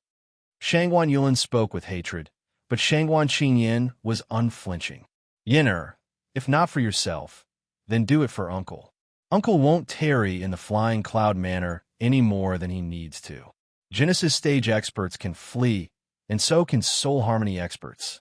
But not you, and you'll be holding them back. You'll only make it harder for Uncle, and might even harm him. Can you live with that? Shangguan Qingyan hesitated, but her gaze was firm once more. I know, and that's why I won't let Father find me. I'm only looking for young Sanzi, and then I'll leave. If I die from this, then so be it. It's just one of the things an aunt must do. Shangguan Yulin pushed Shangguan Yulin away and shot in the manor. Shangguan Yulin sighed and followed. Then a flash of red came as well, who was not far behind them. All that remained here was the ground covered in blood and limbs, a sign that this world was lawless. Chapter 906, Plot Within Plot. Chapter 906, Plot Within Plot. Proofreader, Papatonks. That sure is fast, passing the second defense line. In a quiet little room, an old man caressed his beard while listening in on the outside ruckus. 8 Genesis stage, cultivator saluted. Dragon cleaving sword king. The thieves are quickly on their way here. They'll reach our line in 15 minutes. Shangguan clan. Danxing Shun's eyes shone coldly, and he said, I have nothing against them, yet here I am clashing with them. How frustrating. The guard merely listened. Danxing Shun dismissed him by muttering, Leave, since there's still time. Let me enjoy the remaining minutes in silence. Yes, Sword King, sir. The guard left, fading into the darkness. Around this room, just like Bailey Jingwei's, hundreds of experts lay in wait, ready to strike on the other side of the manor. Shangguan Feiyun set his forces for an ambush.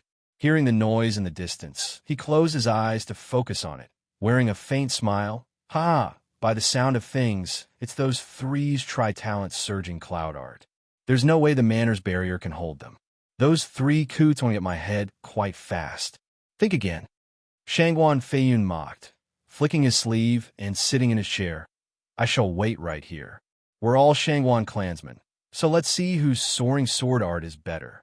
Tonight we'll see who is the strongest, the three soaring cloud swords of Eastern lands or the best in Eastern lands. Shangguan Feiyun squinted, filled with battle lust, but no one would be joining him. Neither the Venerables nor Zhuo Fan, since Zhuo Fan used Shangguan Yulin to set up a different act, all to split the two Sword Kings and give him ample room to wiggle with two Sword Kings joining hands. They'd make handling the three Venerables of Eastern lands a walk in the park. The Shangguan clan could hardly fight back and would collapse then, and there how is Zhuo Fan supposed to play in these conditions? Since you're done with them, won't that make me next? Which made this subterfuge a stalling tactic. Zhuo Fan wanted it to stretch for as long as possible, which clearly worked by all appearances rumble. The whole of the manor shook under the attacks. The table, chairs, and cupboards fell, smashing the chinaware on display in Zhuo Fan's room, peacefully sitting on his bed meditating. Zhuo Fan sported a sudden grin as his eyes flashed open. That must be my cue. Huh. Zhuo Fan climbed out of bed and cracked the door open. Damn, did you hear that? Just what could make all that noise? Is there another break-in? That has to be it. The same thing happened last time, 2 months ago. Only this time, it sounds stronger. What about Sword King Feiyun? Should we go guard him? You know how those brothers ended up last time, just for being moments slower. Don't worry about it. Sword King, sir, has it under control. It's fine. How do you know? Dumbass. Sword King said it himself in this morning's warning. No matter what happens, we're never to leave our post. You could practically feel the premeditation in his tone. Not to mention the manor is stuffed with elites in every shadow. They must have a special task for sure. You're saying Sword King knew that we'll be under attack tonight? Why didn't he notify the guards, strengthen them? Ever heard of baiting, Damas? But our brothers at the gate. Died for nothing, yes. The two guards discussed the ruckus reaching them and sighed at the implications. Nobodies like us look haughty posing as the manor's guards once making our rounds, when in fact we're all just our lord's pawns to throw away at a whim. Let's say Sword King did give us the order to go die. Would you refuse? Humph. Dying under Sword King's order will mean going down with honors. Your family will be compensated, their safety assured. But if you cling to life too much, humph. You saw yourself how those brothers 2 months ago ended up, how their families are in ruins. It's not as simple as just you dying. Now which of the two endings do you find more worthy? Shuddering, the other guard grimaced and shook his head. Now he held a bit of joy in his tone. I suddenly find the crappy detail of babysitting a radiant stage alchemist to be quite nice. At least I get to keep my life, ha. The first guard nodded and grinned, though something sad hid behind his smile. That might work now, but what about next time? Ahem, Lord's matters are of no concern to us. Now stop the chatter. A third guard made his presence known as he walked over to berate them. A loose tongue will only bring trouble. If you plan on living for years to come, learn how to keep your mouth closed. The two guards shook and nodded. The third guard returned the nod, and the mood eased. Creak. The door slowly opened, and Zhuo Fan stepped out with a peculiar smile. The three guards looked oddly at him. What's Grandmaster Gu doing showing his face now of all times? A guard blocked him. Grandmaster Gu, what do you need that requires you to leave the room? Nothing much.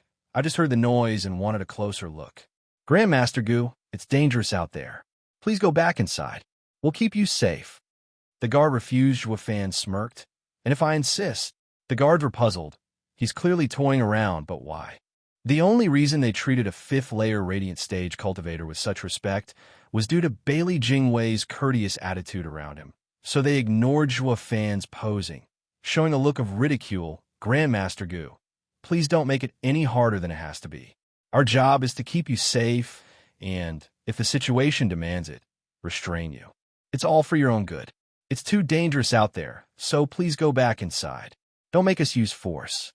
A guard replied respectfully, but firmly. Zhuo Fan chuckled, with a hint of evil inside it that gave them the chills. What's with that laughter? You were saying earlier that the most worthy death is that done for the manor. The trio were stunned. Where's he going with this? Let me fulfill your wish. I sincerely hope your families have good fortunes from your passing. Zhuo Fan ignored the baffled guards, sighing, though I find such a death cowardly. Is that what a cultivator that defies the heavens should choose? Whoosh! A shadow extended from Zhuo Fan's feet that swallowed the guards in a blink darkness with the only thing that was present in this world, domain soul. One of the guards shouted, Grandmaster Gu, enough games. Take the domain down, or we'll have no choice but to get serious. Won't the Lord make us account for you getting hurt? Account for? Ha ha ha. You're overthinking things. There's nothing you can explain, ever. Since the only place you'll be accounted for is right here, right now. The distorted, mocking voice raised the guard's hackles. Damn, brat. Learn when to quit. We don't want to hurt you.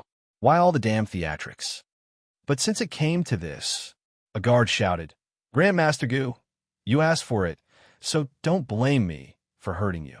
He made a fist and punched at the abyss, only to find himself unable to follow through his move. Paralyzed, the trio cried out, What's happening? I can't move. Ha ha ha. I guess I forgot to tell you that my domain is a twin domain, unlike any ethereal stage cultivators. The two intersect and amplify their strength to hold even soul harmony experts like you from ever escaping. Zhuo Fan's eerie voice came again. Though freeing yourself is far easier. The darkness crept up their bodies and seeped into their very flesh. Gorging on their strength, the trio wailed in terror. Consumed alive by the darkness, they turned into dark statues as the blackness faded to give way to the moonlight. Zhuo Fan was the only one present, a look at the sky and an ear on the ever-increasing clamor. Zhuo Fan smirked as he shot for Jade Falls. My turn.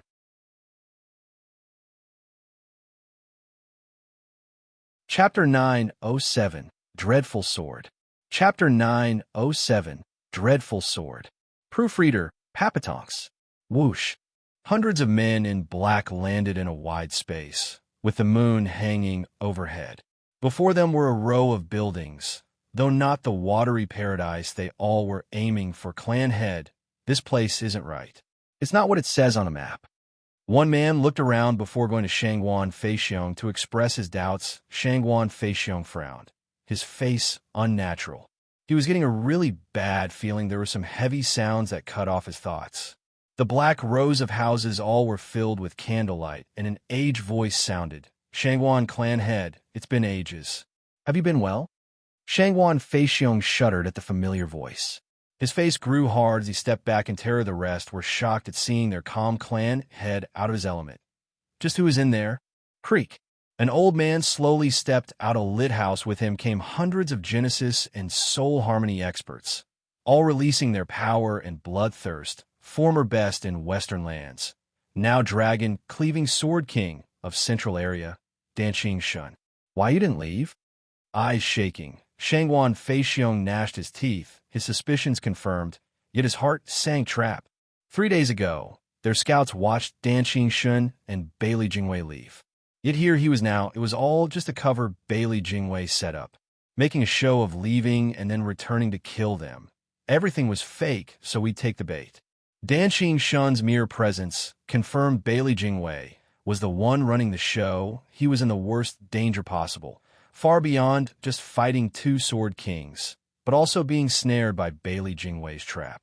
It just didn't get much worse than this. Shangguan Feixiong was soaked in sweat, his eyes frantic as panic and despair set in on his face. Danqing Shun easily read his mood. Sighing, Shangguan clan head, I have nothing against you, but as we stand on opposite camps, I'll have to offend you. Retreat. Shangguan Feixiong shouted in anger, his eyes bloodshot. He was wrecked with regret over his lapse in judgment, over his carelessness in getting his clansmen into this danger. If they were all to perish here, Shangguan clan would be threatened, Eastern lands would be threatened, and he would become his homeland's stigma. Shangguan Feixiong's guilt was so deep his eyes looked dead. He would not hesitate to give his own life if it could save everyone else out of this disaster. His men were startled at first, but then realized from Shangguan Feixiong's ashen face that they had been trapped. They trusted their clan head's decision and withdrew at once from where they came. Dan Shin shook his head. Sorry, but my position demands me to stop you. You're never going to leave this place. Dan Shun hacked with 2 fingers. A draconic roar echoed as the world changed. An outrageous flood of sword energy came, turning into dragons and converging into a half-kilometer-long draconic sword with the howls of dragons sounding in the background. The gigantic sword's might spread terror into its quarry. It felt like it could split the world in 2 SSS. Every man there gasped, feeling for the first time a power like no other, robbing their courage and draining their resistance. It was akin to the 3 Venerables' combined attack, just that it came from one man and was on a much more insane scale. Is this the power of the Central Area's 9 Sword Kings? The people watching the gargantuan sword hanging overhead were overwhelmed with fear. Shangguan Feixiong watched their shocked faces, the terror in their eyes, and roared, "Don't stand there. Wake up and flee." All right. Startling awake, the men gave Dan Shun one last look of fear, then fled with all they had, even as their backs were icy cold. I never wanted to harm anyone, but it'll be up to your luck. Dan Shun sighed, and his hand shone as he hacked too. The grand sword descended upon the earth like a cataclysmic meteor, its pressure robbing the men of breath and the ground of stability, making it crack and pieces beginning to actually float. While the true targets, the men that wanted to follow their clan head and fleeing, found themselves under a mountain, sinking into the earth and unable to budge an inch.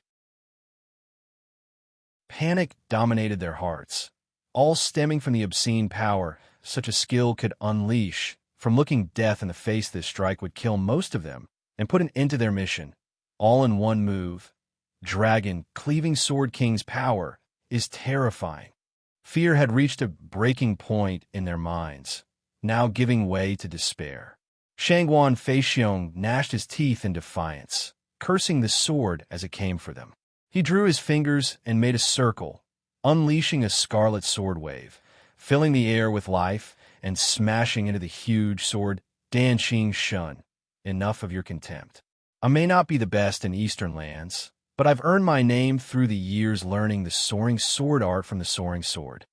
Great, I can't wait to spar with a fellow insightful cultivator in divine weapons. Ha. Dan Shun chuckled at the challenge. Bam. The 2 sword attacks smashed into each other, unleashing a violent pressure and blinding light. Only Dan Shun still walked with ease, his fingers pointing out casually, while Shangguan Feixiong bled from everywhere and fought to just stand upright. Dan Shun sighed. Shangguan Feixiong, you're a clan head, but haven't grasped even a third of Soaring Sword's nature. If it were your brother, this clash would have ended in a draw. A shame you have yet to catch up to him, or maybe you never will. Insight is beyond our grasp. Dan Shun felt regret as he shook his finger. Bam. Shangguan Feixiong's soaring sword wave was crushed, and the huge sword continued its descent. Shangguan Feixiong spat thick blood, his eyes filled with guilt and regret. He knew Shangguan Feiyun was better than him, and he only got to lead the clan because the elders wished it now. With his clansmen about to be slaughtered, he was weak to stop it. This feeling of futility broke his soul and filled him with shame as a clan head. Feiyun was right. The strong are kings. If I had stepped down from my seat, he wouldn't have betrayed us, and the Shangguan clan wouldn't be in such a crisis. It's all my fault. Lamenting his decisions, Shangguan Feixiong closed his eyes and awaited his death. Clan head. His men watched Shangguan Feixiong collapse and cried out. All their struggle to go to him was rendered futile by the sword's power. Dan Shun's sword was about to end them as the clansmen shouted for their head, for his name. Whoosh! But then a bright green glow shot from afar, like a shooting star cutting the night air and smashing into the sword. Bam! A deafening ringing sounded, but with a totally different outcome than before. The dreaded sword of a sword king had been stopped. Chapter 908. No Escape. Chapter 908. No Escape. Proofreader, Papatonks. Who? The two gaudy, sword waves clashed in the air for a moment before canceling each other out. But the storm of power they unleashed threatened to send everyone flying. Even Soul Harmony stage and Genesis stage experts felt they could take off any second, let alone the lavish buildings around. Now turned to rubble for 50 kilometers, there was nothing but sand once the storm faded and the winds eased. The people saw three elders standing next to Shangwan Feixiong. They were helping him to his feet, using Yuan Qi to speed his recovery. Their cold eyes, however, were always on Dan Xingshun. Cautious Dan Xingshun smiled and cupped his hands. The three greatest guardians of Eastern lands, I presume, Shangwan clan's strongest venerables, three cloud swords. You give me much honor seeing me. My masters have spoken many times of you, that you were equally renowned. Today I see how true that was. Exalted double dragons sure picked a fine disciple. The elders looked at Dan Xingshun with satire. In the end, those two old guys are the heads of Western lands, part of the Four Lands Alliance, to resist the Central Area's incursion. Isn't it ironic how their disciple ends up Sword Star Empire's lapdog?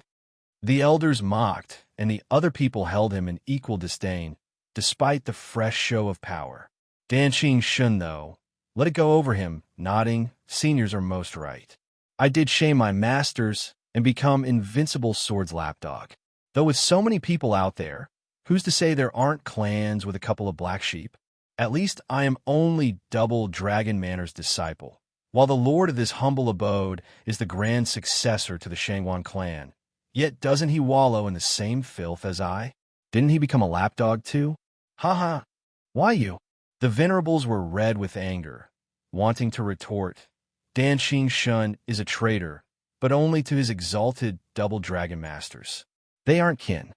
Every group had their own disgrace, but Shangwan Feiyun to Shangwan clan was the second young master, with the noblest blood in Eastern lands flowing through his veins, revered and admired. With someone like him turning traitor, you have the nerve to point fingers at me. The elders choked on the humiliation. They should have known better than to speak up. Their image wasn't clean, yet they started pointing out another's. What a disgrace, being talked back and unable to refute. Shangwan clansmen shook at Dan Xingshun's attack and lowered their heads. Shangwan Feixiong spat blood again, feeling much better. Yet he didn't try to continue recovering and grabbed the venerable's hands. We've been duped and must flee at once or we'll all die. I know. Feixiong, don't worry. You have us. A venerable shouted, Men, protect the clan head as you retreat. We'll cut them off. Yes, sir. Some men grabbed Shangwan Feixiong's arms and fled. Dan Xingshun turned cold and waved. After them. The men behind him released their bloodthirst. Yes, Sword King. Don't even think about touching our clan head.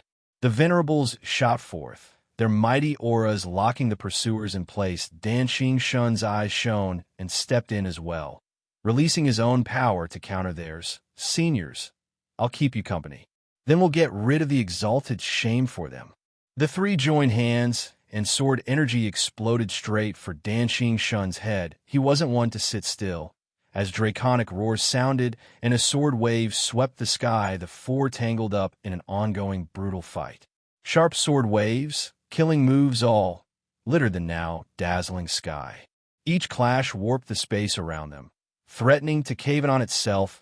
None of the guards even entertained the thought of getting near, not with that hell's out going on.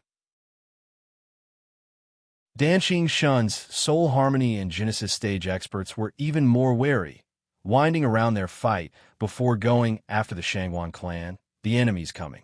100 Genesis stage experts stayed behind to hold them, while the rest protects clan heads retreat. One high clansman shouted, seeing the pursuit closing in.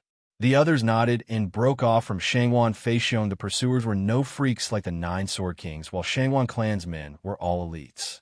They would have no trouble dealing with them. The retreating party experienced an odd feeling as they went on. One second they were seeing the Black Knight, and the next they were back to the ruined manor. This was no defensive array. It was actually directed inward, turning it into a trap with them in it. We're stuck here. Break it so we can flee. Shangguan Feixiong panicked and ordered the hundreds of men worked, unleashing their all-out attacks on the barrier. While the banging felt constant on the ears, there was not even a sign it had the expected effect. They were all overwhelmed by the barrier's strength. Unlike the first one they passed through to get in, the three venerables fighting Danqing, Shen noticed this and became restless. When they finally got a breather from the fight, they unleashed a hurried sword wave at the barrier, as well. Boom. This time, the sound was definitely much louder, and the barrier shook all over. But that was it. Soon settling back to normal, it was now the venerables' turn to be shocked. What the hell is this? How can a barrier be so strong? Whoosh! A bright and colored sword wave appeared then, slashing a venerable's shoulder and forcing him to spew blood. Danqing, Shen eased his fingers and spoke.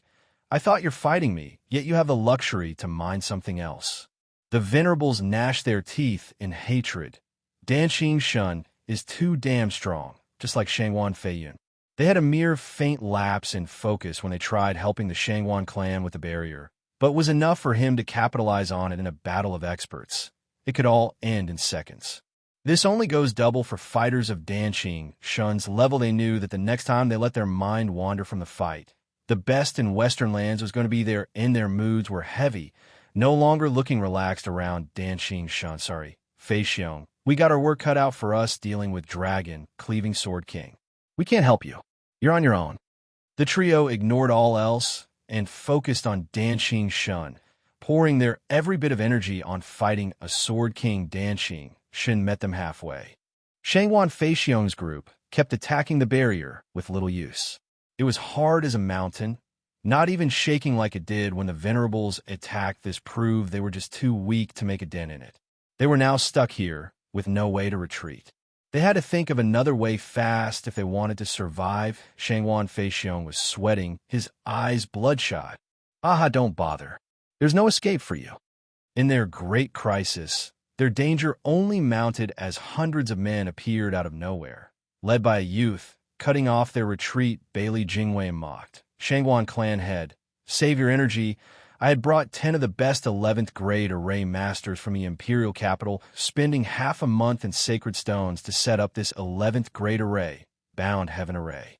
It compares to a 12th grade array in hardness, taking no less than 10 attacks of a sword king. That means all your venerables have to do is just strike it 10 times and it will break. Though, by the looks of it, they have their hands tied with Dragon, Cleaving Sword King, so no chance there. I'm willing to bet they'll breathe their last on the third attempt if they were ever foolish enough to try. Ha. You have no way of getting out of here alive. Bailey Jingwei was like a judge from hell, proclaiming Shangguan clan's fate and robbing them of any hope.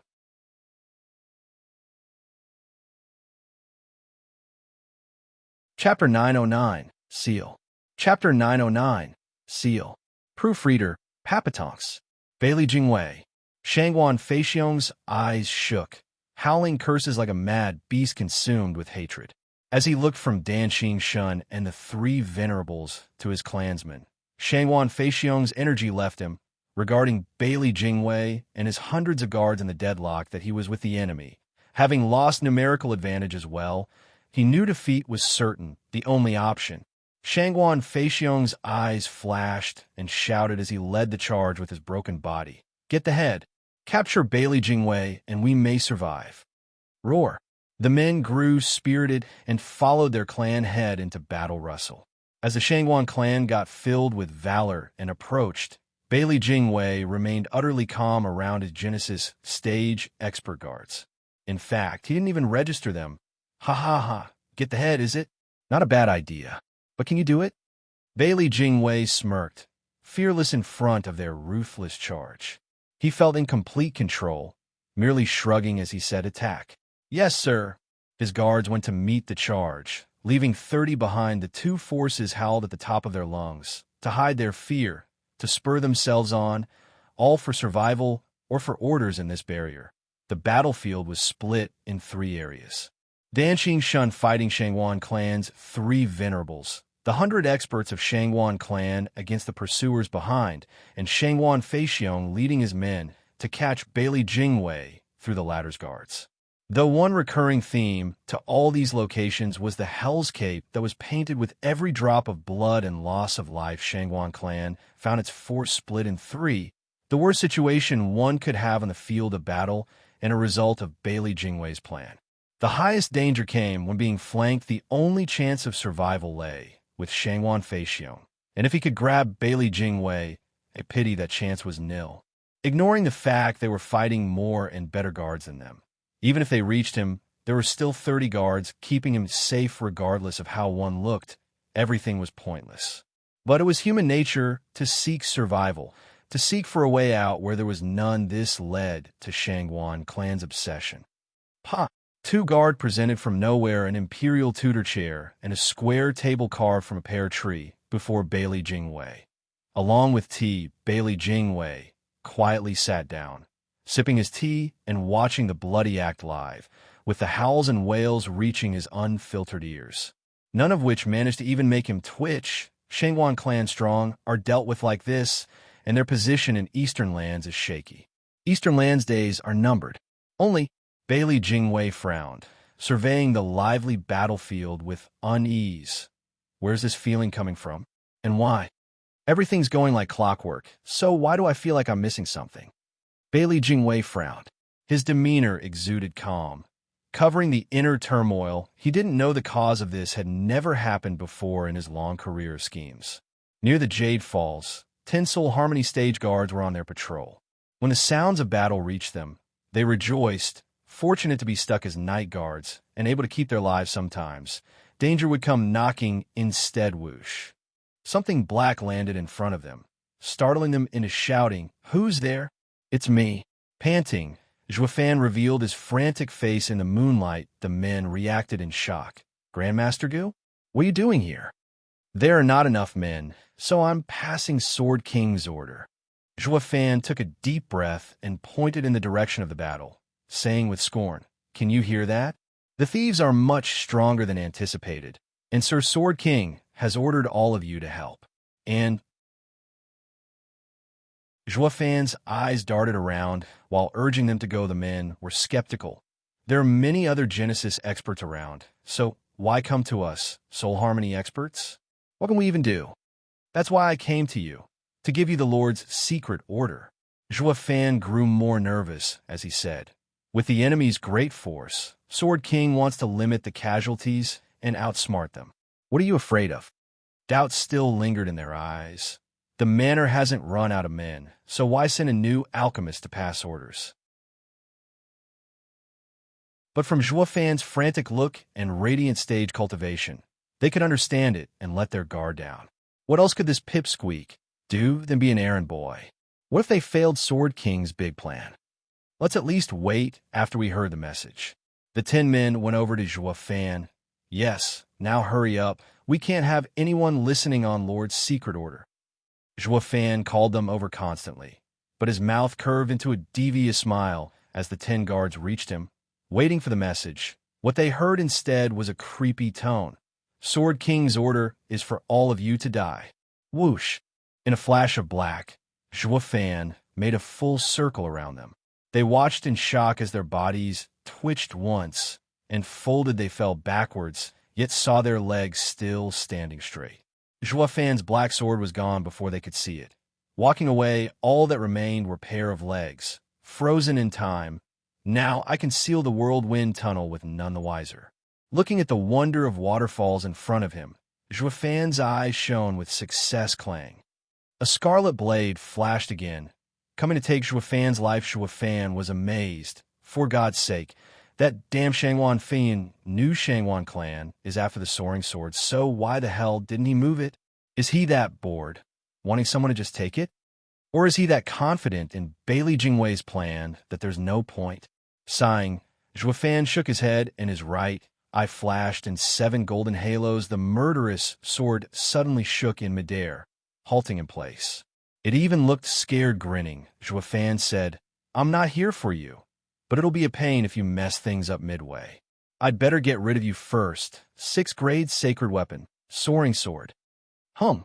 As his evil tone fell, the space around him shook and warped in the sword's direction. The mighty pressure made the haughty sacred weapon give up its plan and flee back to its lair? Behind the water? Shit. How did it know that? Wasn't it some basic animal? How? Soaring Sword's core crumbled just then. Having lost its scarlet edge and sharpness even so, Zhuofan was not about to stop there. Who knew what that thing would be planning later? Divine Eye of the Void's 7th stage, Void Seal. Zhuofan's right eye shone with 7 golden halos.